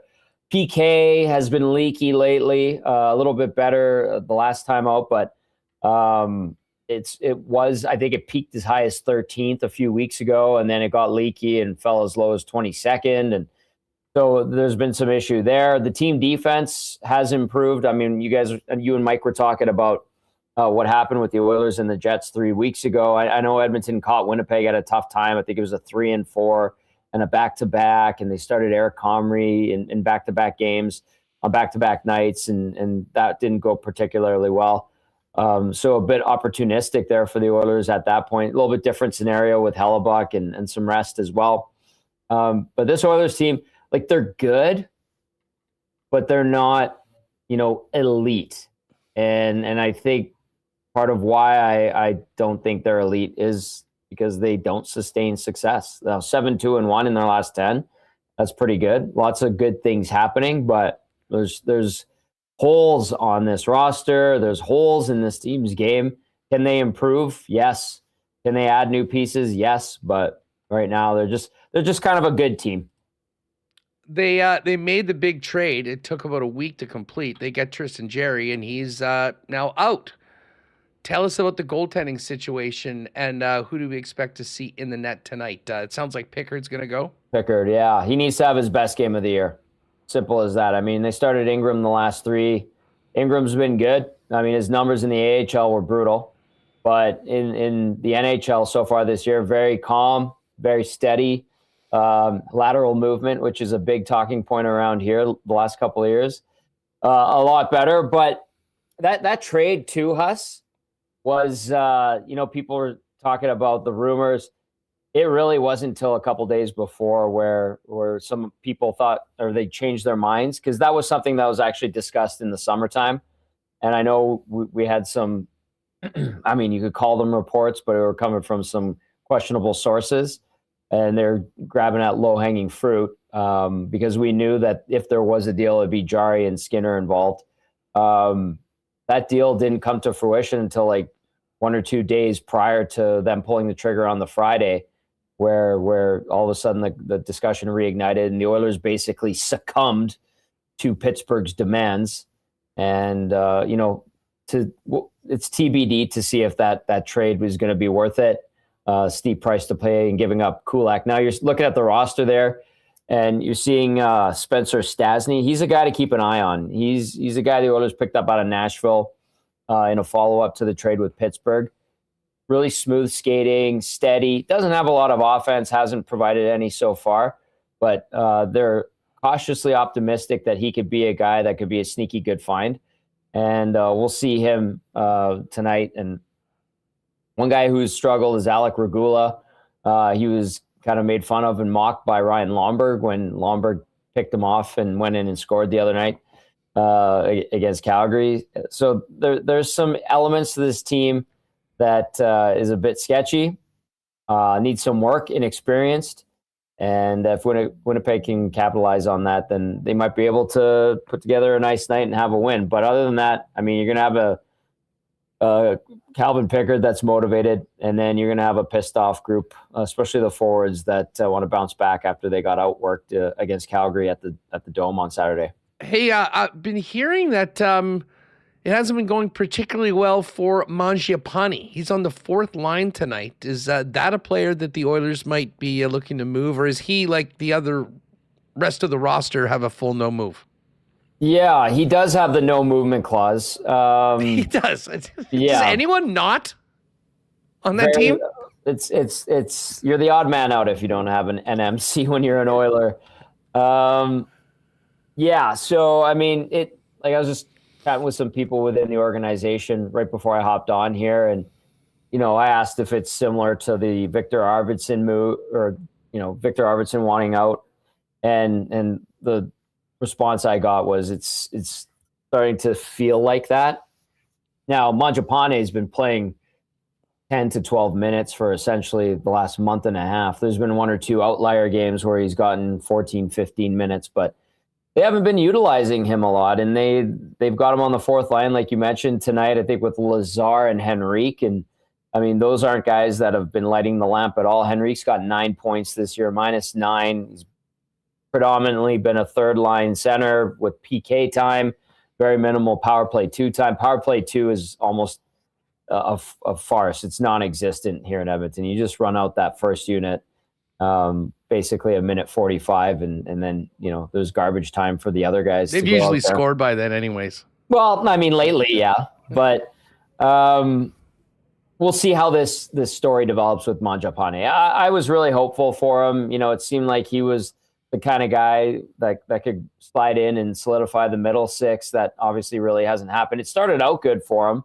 He was putting together points early in the season, scoring some goals, but yeah, lately, I mean, you need opportunity, and we're kind of in this situation again in Edmonton. Dusty and I were just talking about it on the Oil Stream. Is like, why doesn't the bottom six produce? Well, they're barely out there. And why doesn't the bottom six have an effect on the game? Well, they're barely out there. Why is Trent Frederick struggling? Well, he doesn't do anything. I mean, he's not even physical. Is he still injured? Well, we don't think he should. It doesn't sound like it, but it's just when you have McDavid and Draisaitl and those guys click the way they do with pieces like Hyman and Nugent Hopkins on their flanks, and how do you throw out a third or fourth line when your second line is arguably a top 5 player in the world right now? So they're kind of in that predicament again. Yeah. Has everyone cranked out the buyout calculator for the 8-year NMC contract to Yes. Frederick? They have so far. I believe that is one of the popular buyout calculators on Puckpedia right now. So that's another thing we talked about. And listen, I mean, with Frederick, there's theories as to why he struggled. Oh, he was banged up coming into the year. Pressure of the contract. Why did he get 8 years? I have no idea. I think, there was fear that he would walk if he didn't get, the term. And I understand wanting to have that ability to know you're staying in the NHL for, X amount of years, and to have that reassurance is always a big thing for these players because, their careers don't always last that long. But there's people that think that him starting out on the first line for training camp and the first couple games of the season didn't do him any favors. Why didn't you just stick him on the third line, fourth line, whatever? There's all these theories. The bottom line, though, Huss, when he's out there, he's generally ineffective. You don't notice him. And that's not the guy that people around here thought they were getting. They thought they were getting the guy that was hard-nosed, tough to play against, would be willing to fight when the time came, and could also chip in offensively. And that has essentially been non-existent. What we have seen a lot of from Trent Frederick, unfortunately, is maybe a second late to the action, waving sticks, TV turns, stuff that frustrates the fan base and probably the coaching staff too. Well, guys, I know you had some real 5-alarm fires in the post-game shows on EST earlier in the season. Sounds like things have quieted down somewhat, but should be an interesting one tonight. The Prime Video game, 6:30 here in the Peg, 5:30 back in Edmonton. And again, we'll maybe have to do this again next week because the Oilers are right back here next Thursday on the 8th. So consider this another invitation to join us on game day, and we'll do it again then. Well, I always appreciate it. I should counter-invite you right now on the air while everyone's watching, guilt you into it. What are you doing at about, I don't know, 6 o'clock Central Time? 6 o'clock Central Time. We might be somewhere in the rink. I don't know, running around section 316. Can we pre-tape something? Text me after the show. We'll okay. See, there we go. It's always easier when you put it on someone while they're on the air and be like, oh, they're friends. They like each other. And then you get off the air and you text me that MF-er, what are you doing? Yeah. Guilting you into it. I will see. Usually I'm just in the building, hanging around there somewhere in and around the the southwest corner of the rink, but we'll make that happen, and it should be a fun one tonight, though. Tom, here's hoping that you've got a bunch of enraged, angry Oiler fans for your post-game show after tonight. Bring it on, Huss. Take care, pal. I'll talk to you soon. Thanks so much. All right, there's Tom Gazola, and of course, yes, if you want to have some fun with Tom after the game, if the Jets can have a nice win, it's always fun to check out what's cooking on his post-game show over at Edmonton Sports Talk. And, of course, you can see myself and Dustin Nielsen. Before every edition of Winnipeg Sports Talk, I jump on between noon and 1 o'clock our time with Dusty every day. We had a fun show today. One of the things we talked about was that amazing Sunday nighter last night. I know Connor's going to want to get to that. Niners in a pretty darn good spot heading into the final week of the season. But listen, I'm going to back up to what I finished off talking with Mike about, and I will put this to you. Remo, maybe you want to do a poll for this one, but it's just a yes or no. The why not question of the day for Not Autocorp over at Waverly and McGillivray with 2 days left. There's only one more game. I don't know whether this is going to change anything. Do you expect Mark Scheifele to be on the Olympic team when it is announced in less than 48 hours? Yes or no? Let us know in the chat. Mark Scheifele, I certainly hope it was. I think this would be a real blow to him if he didn't make it with the way that he's played this year. The scoring, the production that he's had. I mean, top 10 in the league. I mean, there will be a question as to what more he has to do if he's not on that team. But as we know, there's a hell of a lot of good candidates for Team Canada, so it is by far from a sure thing. Let us know in the chat for the why not question of the day for Not Autocorp. All right, listen, Connor's going to join us in just a minute. We did the clean line lines earlier, but a reminder that as you get into 2026, much like Adam Lowry has the back of the Winnipeg Jets, Clean Line has your back with the best in plumbing, heating, and electrical services, including 24/7 emergency services for when you need it the most. That 24/7 number is 204-500-2001, so you can mark that down for the best in residential and commercial plumbing, heating, and electrical. They've been faithfully serving the Winnipeg area for more than 40 years and are doing all those projects that you might not want to. Leaky faucets, burst pipes, clogged drains, and more. And as we mentioned, they've got you covered 24/7, 365 with the best in plumbing services as well as heating and electrical. Big Happy New Year to our friends at Clean Line. going into 2026. Check them out online at cleanline.ca. Well, if you don't have seats for the game tonight, of course, the game is on Prime, but we've got a lot of Jets action coming up over the next little while. We do have a Monday nighter to get to tonight as well, Rams and Falcons. That'll be on, of course, at all your local Boston pizzas. And then we get ready for a very busy month of January for the Winnipeg Jets. No better place to watch the big games than your local BP with pick-a-player contest for all Winnipeg Jet games where you can spin the BP prize wheel and win great BP food and prizes when your player scores the goal. And hey, staying at home tonight, get the great taste of Boston Pizza by ordering online at bostonpizza.com. Well, it was a heck of a run up to Christmas, and now Boxing Day sales are still underway. If you maybe have that gift card or Visa you're looking to make, get on down to Royal Sports. I will thank my mom on air for a great gift from Royal Sports. I'll have to pull this out maybe on New Year's, maybe on Wednesday, but a very nice Canada hockey hoodie that was picked up there just in time for the Olympic Games. And, of course, the World Juniors as well, which is underway. Connor was there. We're going to talk about that coming up. But for the best in Team Canada gear, Winnipeg Jets gear, and so much more, including the National Football League, Blue Jays, and Major League Baseball and more, it's all at Royal Sports. And as we're now deep into winter, they are the hockey superstore in town for all of your hockey needs, from skate sharpening to full equipment. They've got it, as well as snowboards. They've been this local leader in snowboarding for a long time as well if you're planning a trip coming up. All waiting for you at Royal Sports, 750 Pembina Highway. Find out more, or check them out online at Royal Sports Winnipeg for the latest merchandise drops and sale information. All right, Connor's going to join Michael and myself in just a moment. First up, though, let's give a big Happy New Year cheers to our friends at Winnipeg's favorite local brewery, Little Brown Jug. You train day in and day out, learning new techniques, approaching new concepts, and living out the thrill of achieving your goals. Building a craft beer is no different. While you spend your hours on the ice, we spend ours here, brewing our trademark beer. Again, and again. Here's to pushing the status quo and challenging ourselves to build something memorable. 1919 by Little Brown Jug.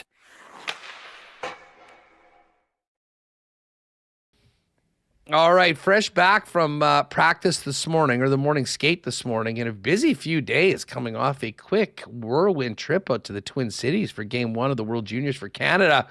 Our own Connor Rabchack joins us now. What's going on? How was the trip out to the Twin Cities for the World Jays? Yeah, Huss, it was really fun. We spent, I think, as little possible time as you could actually in the city. Like, we drove out that day, the day of the game, went to the game, and then woke up at 7 a.m. the next morning and drove right back because I had to get back for Jets Wild. So went back to Jets Wild as well on the Saturday night. And then yesterday, my Niners, you brought it up. What a game. Like, as a fan, that was so excruciating watching that game because it felt like if you didn't score at any point, it felt like game over. The Niners were just holding serve.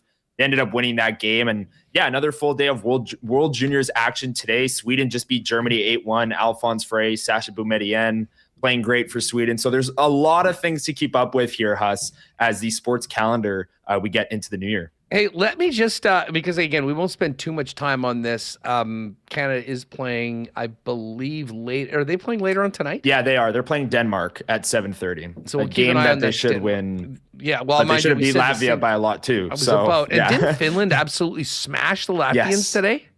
Yeah, that was yesterday. I believe they beat them 8-0, and Latvia had 7 shots on goal. Like, that's a bit of an eye opener considering the scare that Canada had against them. I mean, I watched the game that you were at. Some good, like, that was a hell of a game, I have to say. I mean, I was really impressed with the Czechs.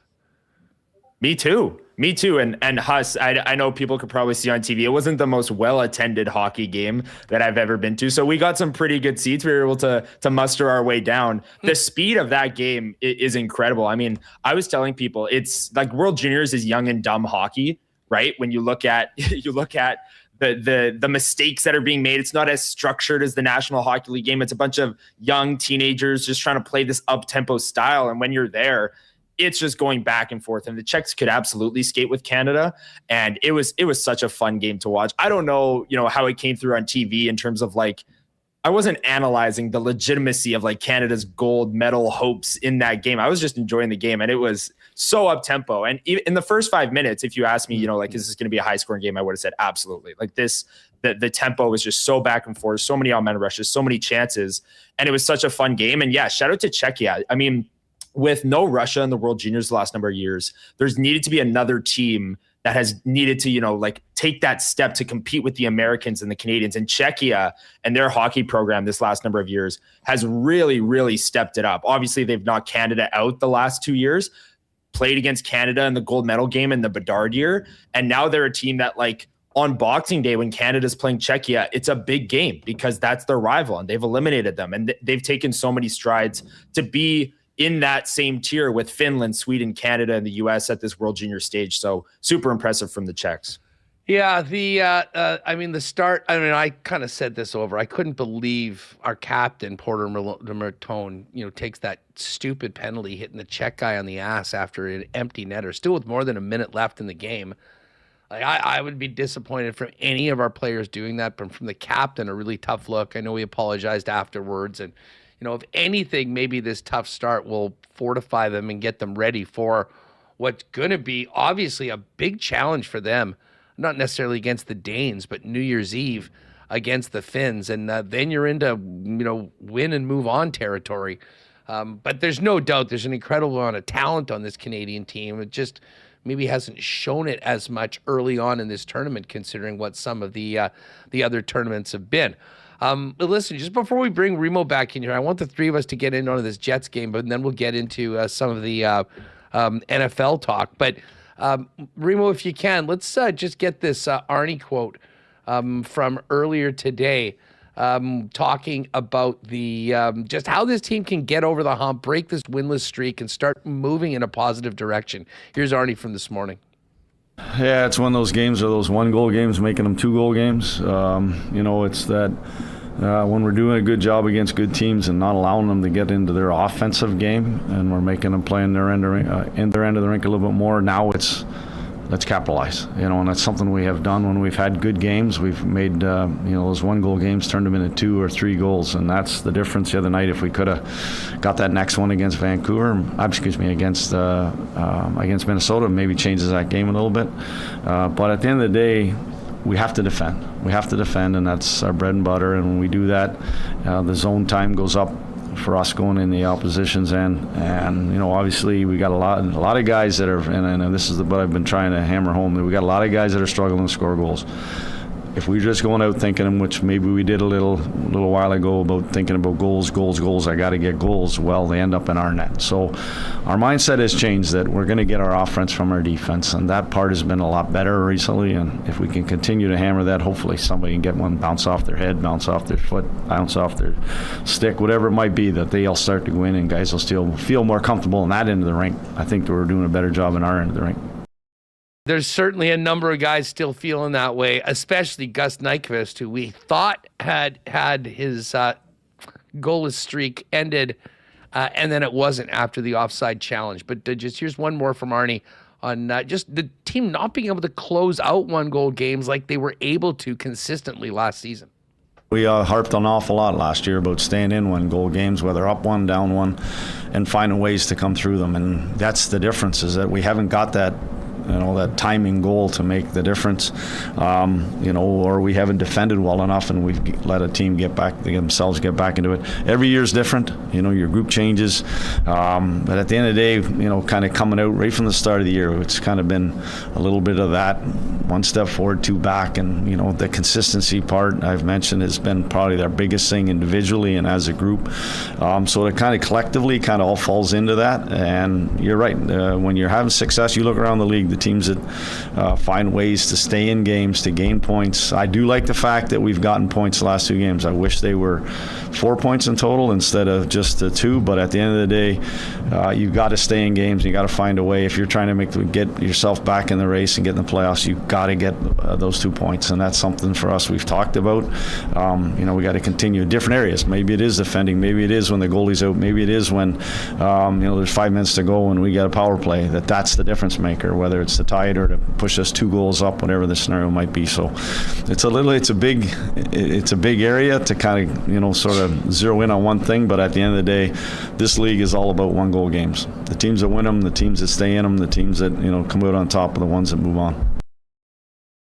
Well, and you know what, Reem, I'll throw this to you. I mean, last year the Jets were so good in 1-goal games, and the other part of it was when it went to the extra frame, whether it was 3-on-3 or a shootout, if it got it that far, I mean, the Jets were winning far more than their fair share of them. This year, they've had a tough time even getting to overtime.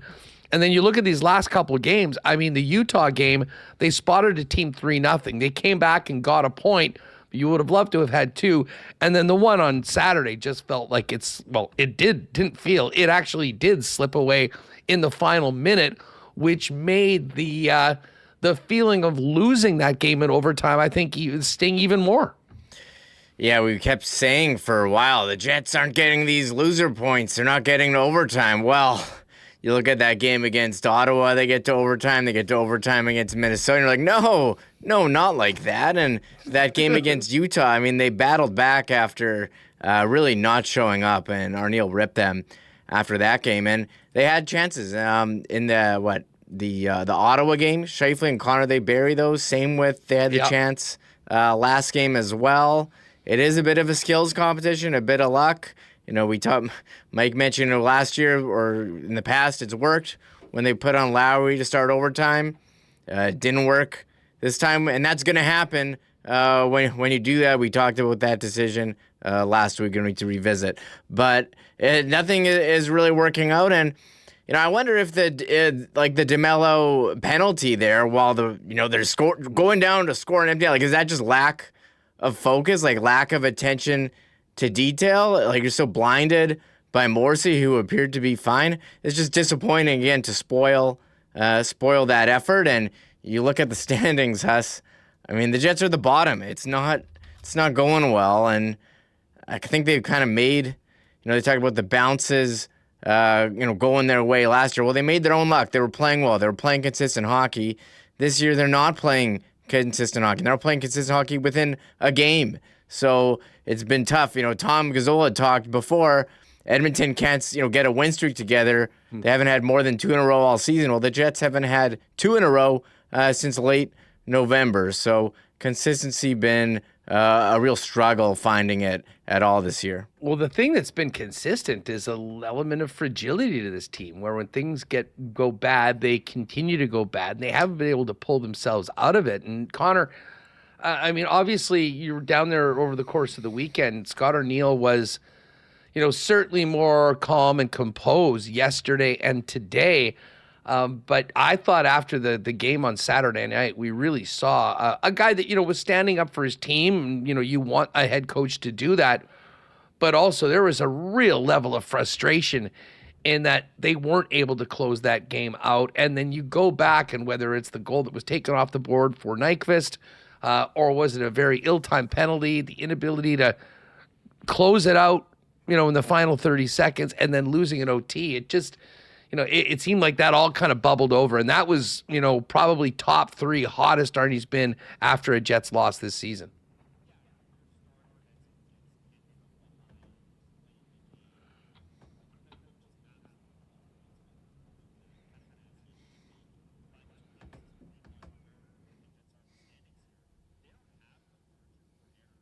No.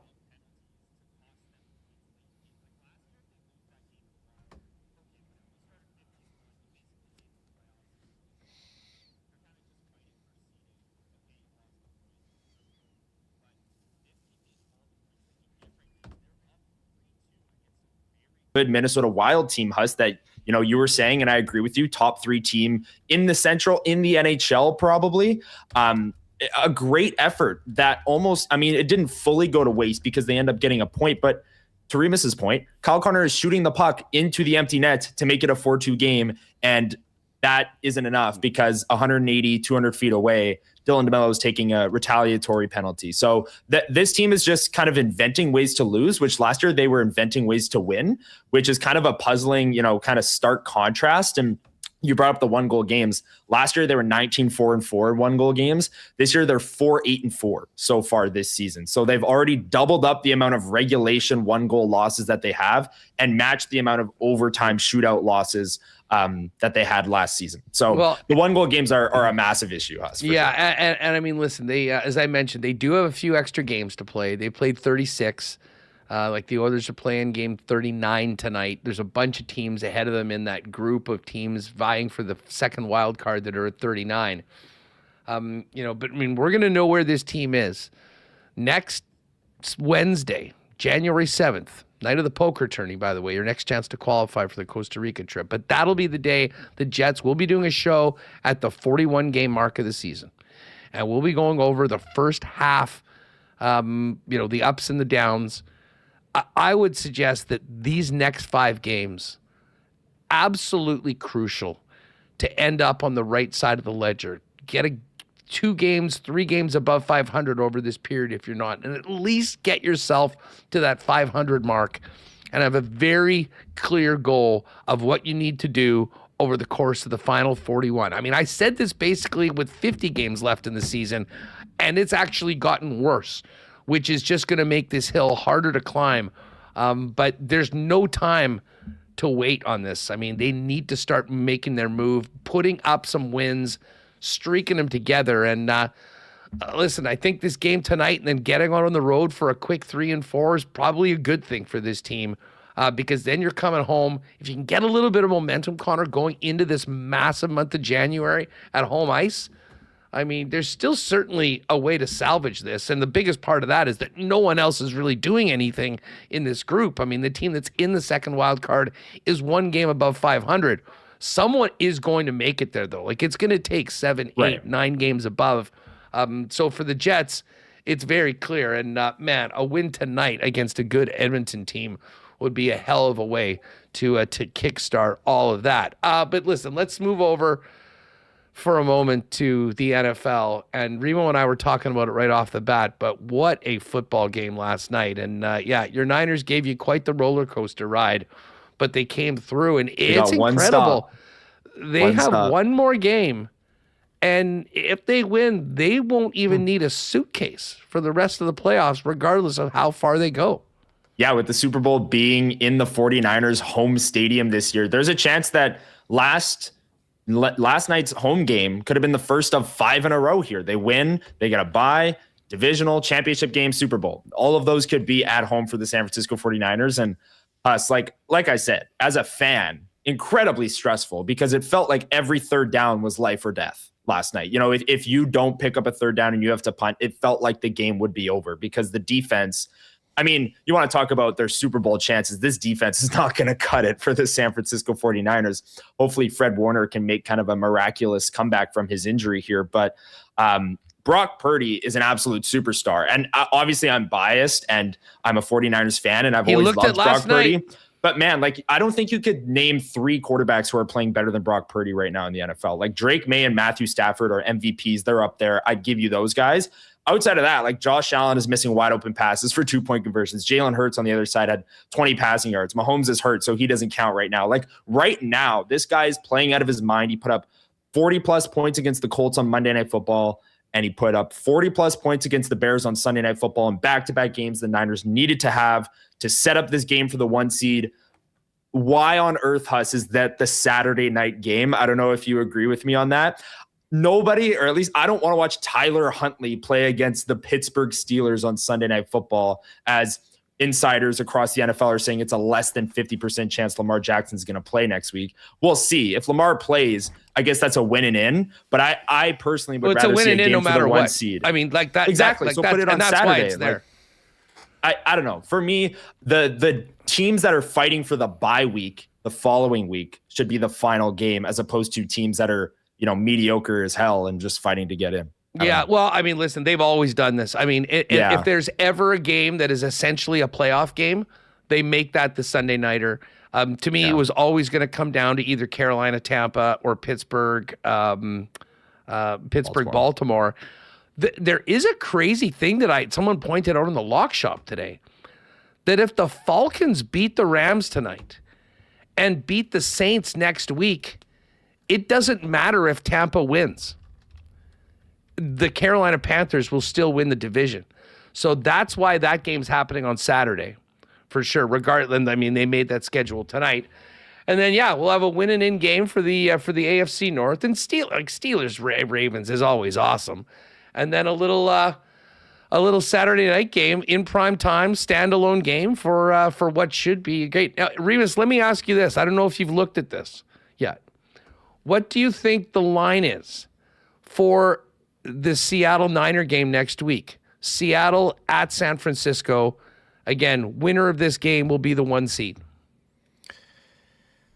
San Fran, like -1.5, -2.5. That's exactly what I guessed.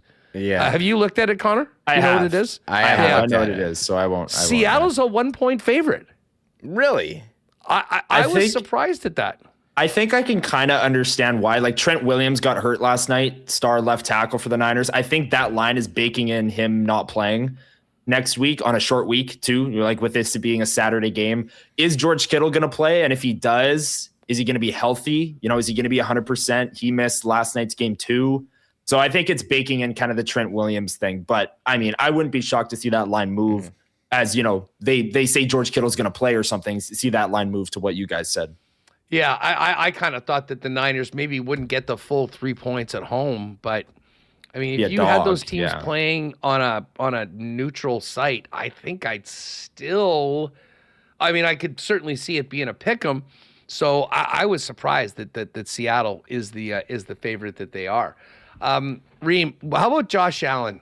And I mean, like this Bills-Eagles game, there is no more detestable individual in coaching in all of pro sports than Nick Sirianni. And there's no doubt about that. Like his act, I don't know if you guys saw him running through the hall after the game, like mouthing off to everyone, oh, they're not so loud now. Are they? Nick, did you watch what your football team just did for the last 30 minutes of that game? I don't even think they had a first down in the second half. Like that team...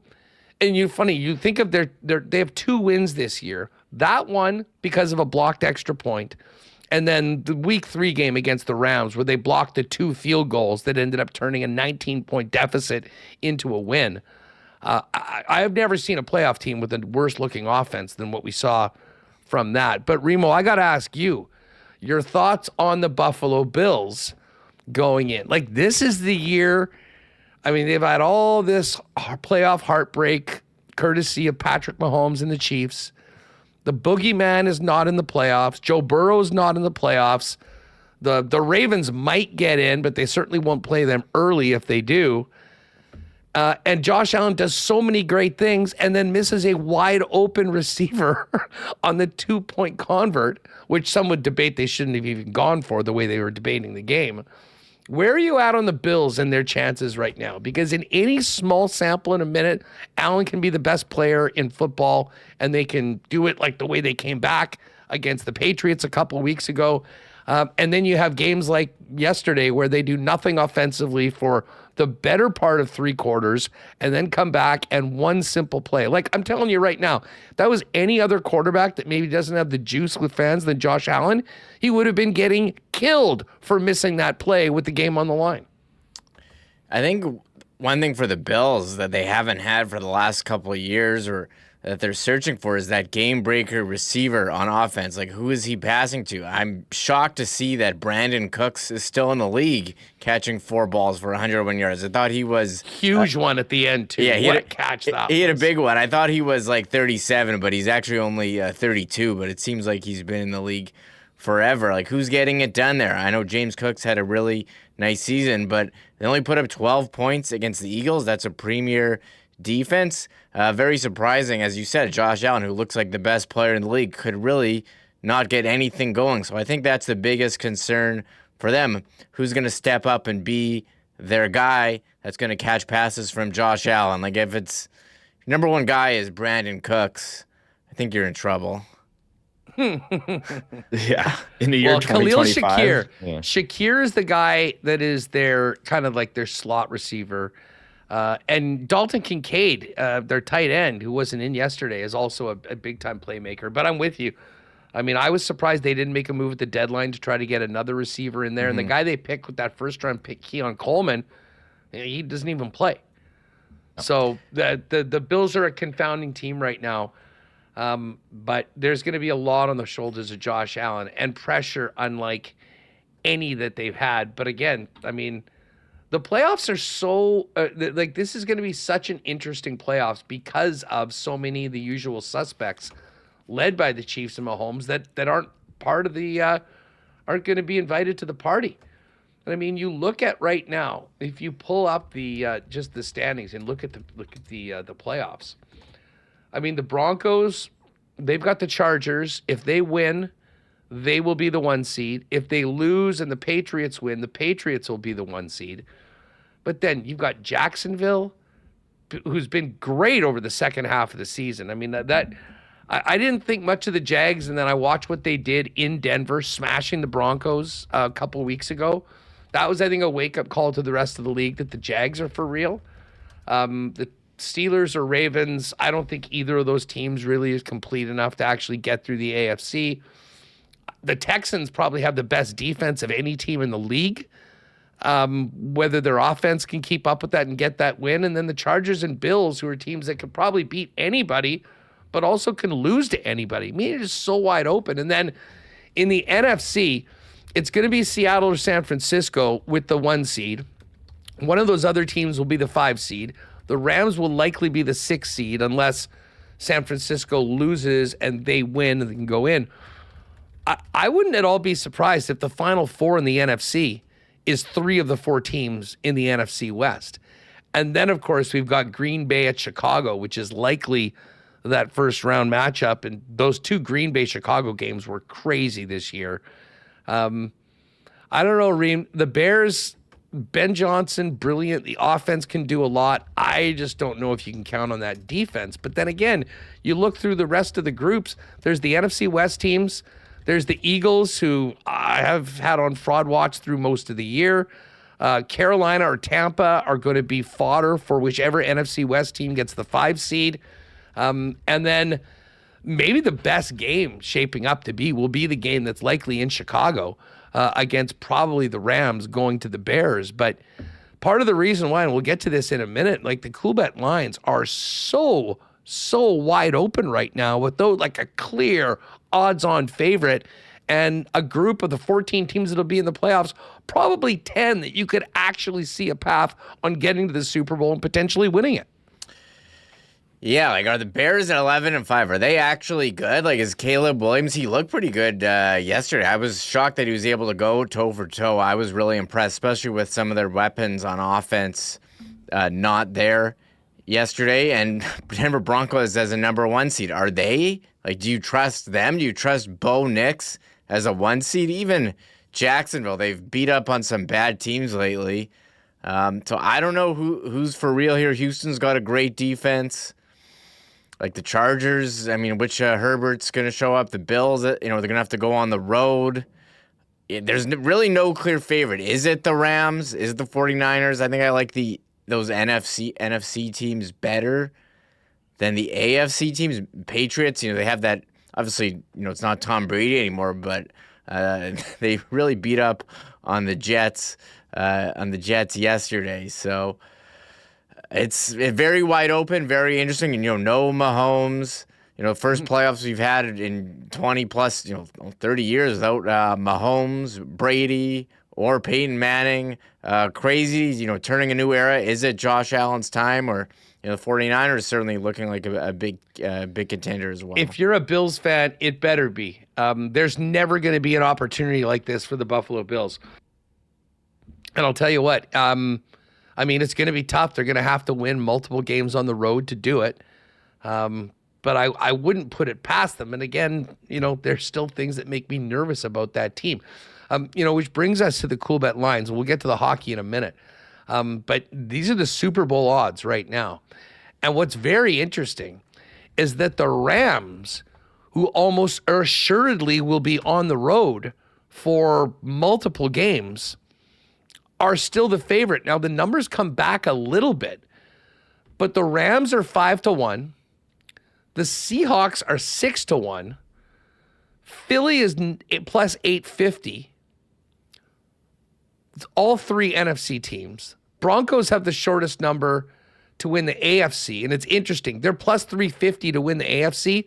They're 9-1 to win the Super Bowl. So people think that they might win, but the Super Bowl champ is probably coming out of the NFC. And then you get to, after Denver at 9, you get to the Patriots, the Bills. And I've been saying this for a month, Connor. I think the Niners have been sort of undervalued. Great take. They were at 20-1. They were at 19-1. Then they were at 13-1. I mean, they're one game away from having home field, and they're still 10-1 to win the Super Bowl. That doesn't make a lot of sense to me. Jacksonville, 12-1. The Texans, 13. Green Bay, 19, which is the exact same number as the Bears have at 19-1. And you got 20 on the Chargers and Ravens. And you want a miracle shot? Pittsburgh, 75-1. Tampa, 100-1. Can I interest you in the Carolina Panthers at 150-1? Probably not. But, I mean, almost unprecedented that these odds, Connor, are just so widespread. And as I say, you can go way down that list. I mean, even to a team like the Chargers or the Ravens, but like, let's go with 19-1 or shorter. You can make an argument for every one of those about 11 teams that are in the mix as to why, if things go well for them, they get a couple breaks, they could win it. 100%. And week 17, or at least coming into week 18 in the NFL, you'll usually see at least one team, if not two, at plus 200, plus 300, bit of a shorter favorite, because someone usually has the one seed locked up. But Huss, like the Seahawks and Niners, it's so crucial for both of these teams to just not play a game next week. And their Super Bowl odds go way up depending on whether or not they win that game on Saturday night. And I'm more connected to the Niners, so I'll speak for them. Like the bye week would be massive. They could maybe get Fred Warner back in the championship game. So to not play a game, Trent Williams might not play next week. Can he be healthy if they get a bye? George Kittle's been banged up. Ricky Pearsall's been in and out of games, kind of playing through his PCL injury. Like, they have so many injuries that if they get that bye, they can, spend the week getting healthier and then maybe be the NFC favorite. But I agree that the Rams should be the Super Bowl favorite right now. I think they're the most, complete team in the NFL. When you look at Matthew Stafford, you have the quarterback, you have the elite offense, and their defense has been awesome. I mean, the Seattle game, they really choked that. And there's kind of something, Huss, to like, the Rams are such a great team, but they're losing these games in such weird ways that it almost scares me a bit, but I still think they're the most complete team in the NFL. And then in the AFC, you look at the Broncos and the Pats, both at roughly 10-1. Which team gets the one seed? I think you'll see their odds jump. Like you said, the Broncos get the Chargers next week. If they win, they get the one seed. The Pats can still get it. But yeah, I don't know. Like the Bills too, like they just need Josh Allen to go superhuman to win them games. And sometimes he does it. Like when they beat the Patriots on the road a few weeks ago, Josh Allen just had an amazing game. And we've just become accustomed to that, him being Superman for this Bills team and it not really mattering who he's throwing the ball to. So I agree with you. You can make a case for any of these teams. A bit of a longer shot that I don't mind is the Houston Texans. That defense is just scary. And I feel like that defense can keep them in any game. So if you're looking for a team that a little bit further down the board, I don't mind them. But I think the Rams are the rightful favorite. Texans plus 550 to win the AFC. The Jags and Bills at 5-1. Patriots 4-1. Broncos plus 350. Hey, just before I'll tell you what. Let me finish the cool bet lines here, and then we'll wrap on our topic. I'll get both of you guys the thoughts as we get ready for the big day on New Year's Eve. Tonight, though, in the NHL, pretty busy slate of games. Holy smokes! This is like a Saturday night. Rangers and Canes starting at just after 6. Carolina minus 178. We've got the Capitals and Panthers. The Panthers minus 125 faves. Ottawa and Columbus playing in the nation's capital. The Sens minus 213 favorites. Jets are even money. Oilers at minus 119 for the game. It's now Jets plus 101. Oilers minus 119. Buffalo's in St. Louis to take on the Blues. The Sabres are a slight road favorite, -115. We've got the Calgary Flames at home to the Boston Bruins. Calgary's -130. Avalanche -238. They never lose. Auto bet. Predators in Utah to take on the Mammoth. Utah's at -147. Sharks and Ducks in California. Anaheim -175. The Canucks playing the Kraken. Vancouver, a slight road favorite at -115. And then the Minnesota Wild and the Vegas Golden Knights finishing it up. The Vegas, another really tight favorite, -112. Minnesota, -104. World Juniors tonight, it's Canada and Denmark. Canada is a 7.5 goal favorite. Well, they were a big favorite against Latvia, and they won in overtime, so take that for what it's worth. Czechia is up 1-0 on Finland. That game just started. I'm going to have to watch the second and third period once we're done the show. Interested to see the Finns, because I didn't see the Latvia game where they smashed them. And, of course, Canada's got Finland coming up on New Year's Eve.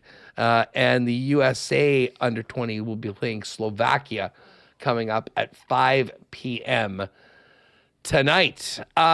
Of course, all the lines over at CoolBet. If you haven't played there before, you can use the promo code WST for a 100% bonus up to $200 on your first deposit. And do not forget, gang, for those of you that enjoy playing poker online, playing in our WST games, our next WST tourney is a week Wednesday, January 7th, and that is the final qualifier for the Costa Rica final, which is on Monday, January 12th.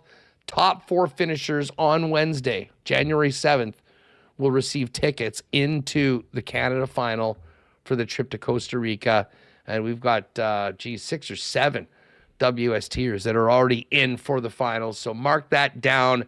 Join us. It'll be the regular tournament that we normally do. But the top 4 is what you're looking for to book yourself into the final for that Costa Rica trip at the end of the month with myself and the Hammer. All right, guys, to finish this up, I asked the chat, and the chat says 51%. Geez, it's 51-49. Connor, I know you did your breakdown with Liz about the predictions of the team. As we sit here 2 days before, is Mark Scheifele wearing a Canada jersey in Italy? Yes or no? I'm going to piggyback what Mike said earlier. He's on my team, but I don't think he's on the team. I don't think I'm not going to say he hasn't done enough. He's definitely done enough. He's on pace for over 100 points. He's having a career year. He's on pace for career highs in goals, assists, everything. But you look at the way Canada likes to build their rosters, and they like to take a top 6 full of the Celebrinis and McDavids and Crosbys of the world. And then the bottom of their lineup for the Four Nations, they took Sam Bennett and Anthony Cirelli and Travis Konechny. They're going to take Tom Wilson. I think they might take Nick Suzuki. I think they might still take Cirelli and Hagel for the penalty killing aspect. And I don't think that they view Scheifele as one of the top 6 guys, whether or not you agree with that. I just don't think that's how they see it. So I'd like to see him on the team. He's on my team if I was creating the roster, but I don't think he's going to be on the team. And I think the emergence of guys like Celebrini and Bedard might have been the biggest reason as to why he won't be on the team. Reem, what about you? How can you not find room on your team for the guy who's what is he in the NHL? 9th in the NHL in scoring. I mean, he's up there among Canadians. Would be gross if he's not on. Look, Mark Scheifele plays for the Winnipeg Jets. We've seen bias against Winnipeg all the time. Yes. This is anti-Winnipeg bias. So if he was on a market like Toronto, he would 100% be on the team. But I don't think they're going to take him. If he was John Tavares, if he was on Toronto, on the team. On Winnipeg, no. It's a miracle Josh Morrissey gets on Team Canada. How do they even know that he's in the league, these Team Canada guys? Okay, well, listen, I'll be on the other side. I say he makes it. I know, I understand the hesitancy on many people kind of wanting to expect the worst and hope for the best. But I'm sort of with you. I mean, what more could this guy have done to make this team? I mean, I think the numbers speak for themselves. Like I hope that the dismal season the Jets are having is not something that sort of reflects on him, because they've been the entire team this year. Kyle Connor's going to be there. Morrissey's going to be there. Hellebuck's going to be there. Scheifele deserves to be there, and we should hear his name called on Wednesday morning. One thing I can tell you on Wednesday afternoon is that we'll be spending a hell of a lot of time looking at who is in and who is out. And if Mark Scheifele does not make this team, we could set a record for angry comments in the chat, because this is the guy that definitely deserves it. And, Mark's had a lot going on this year, but I think this has been a real focus for him, and I think this has been a real driving force in just how good and how consistently good he has been. I would hate for him to miss out again. And then, you do wonder what that does just to the psyche of a guy that, is playing in a season where the team hasn't been up to par, but he certainly has been. And, if he does miss this opportunity to represent Canada. But tell you what, it is going to be interesting. Everyone is going to be dialed in at 11 o'clock on Wednesday to see who gets the opportunity to wear that jersey. Is that what? For some reason, I figured it would be like prime time, like 6 o'clock. I know the Jets are playing 5:30, but they said 11 o'clock. I've been unplugged the last couple of days. I know it's they said 11, like in the morning, and then we'll have all day to debate it on the show. Perfect timing for the show. 1 o'clock. Great for us. Yeah, great. Thank you. I thought they were going to do it like at midnight when the ball drops and announce Team Canada. Well, everyone's like popping bottles, like, here's Team Canada, but we'll have it all day. Oh, I'm so fired up now. Yeah, and I think they're doing it from Minneapolis, like where the World Juniors is. Okay. So we'll get the reveal of the team, and then Wednesday will be a big show. That will probably dominate it. And of course, it's the final show of the 2025. And there's a 5:30 Jet game that afternoon, so there will be plenty to talk about. But guys, we should get out because with the earlier game, we want to get this podcast up right away for people to listen to. Connor, great stuff. Enjoy the game tonight, and we'll look forward to catching up in the next couple days for sure. Count on definitely on Wednesday as well. We'll have to get everyone's takes on how Team Canada is shaking up. By the way, Rima, has there been any word from NHL player safety on Matt Barzal's? By the way, I support it fully, what he did to Mason McTavish after that cheap shot on Schaefer yesterday. Player safety announced that Matthew Barzal has been fined $5,000, the maximum allowable under the CBA. The fact that's the max is just the most hilarious thing about the NHL. Great negotiating, NHLPA. For slashing Columbus's Mason Marchment. Marchment, who attempted headshot at rookie defenseman Matthew Schaefer, stuck out his leg on a trip, and Barzal had enough. He said, screw this. After the whistle, went up to Marchment and hacked him really hard on the foot, full baseball swing. I'm sure Barzal will have no problem playing that fine. Maybe the best $5,000 he's ever spent. Mason Marchment, known as Sneaky Dirty, known as a cheap shot artist, was the guy who slashed an official in the playoffs and did not get disciplined for that while playing for Dallas. Again, remember that? Was. So good for Matthew Barzal. It was a safe play to send a message, hey, stop screwing around, and not cut the shit. Loved it for Matthew Barzal, my new favorite player. More people should do that to these sneaky, dirty guys. It's just like, enough. Why are you doing that? Just play hockey, Marchment. Just play hockey. I would have preferred Dylan DeMello went and did that to Joel Eriksson Ek as the buzzer went down on a Jet win on Saturday. I think about that play, like Barzal did it after a whistle in a tie game, first period. Like DeMello's doing it behind the play. So there's a delayed penalty. So like if Barzal did that and then, scored on an empty netter, well then I wouldn't be saying this, but it's about picking your spots. So yes, DeMello should have waited till after they scored the empty netter and patted Eriksson Ek on the bum like Porter Martone did for Team Canada, right? Yeah. That's the play. I kind of like the method of it. Like Barzal knows he's not a fighter, so he just lumberjacks his ankle and then just goes on about his day. Yeah, like I'm not going to fight you, but I'm going to take a massive two-hand whack at your foot. What's he going to do? Punch him with his bare hand in the helmet and break his hand? Like, he knows he's got to be in the lineup for his team. So this was a great thing to do. And he knew he wasn't getting suspended. Just a little $5,000 haircut, which is like $2 for a regular person. Gang, great stuff. Guys, Connor, thanks for jumping on today. Remo, great stuff. Thanks to Adnan Verk, Mike McIntyre, and Tommy Gazola. That is going to do it for us, gang. Enjoy the game tonight, 6:30, Prime Video. There's where you'll find the Monday night game. And to those of you filling up the rink tonight, enjoy it. It should be a real fun atmosphere. These games in between Christmas and New Year's are always fun ones, and especially with the Oilers and Connor McDavid coming to town tonight. We will be back with you tomorrow, 1 p.m., full recap of tonight's action in the NHL, Jets Oilers. A look ahead to the decision day for Team Canada and the Olympic team. Latest from the World Juniors as well, and much more on tomorrow's edition of Winnipeg Sports Talk Daily. Enjoy the game tonight. Thanks for being with us. Thanks to all the sponsors that make the show happen every day, and all of you for making us a part of yours. See you tomorrow at 1, live right here on WST. Oh my God! Oh! Shut it down! Let's go home! Thanks for tuning in to Winnipeg Sports Talk Daily.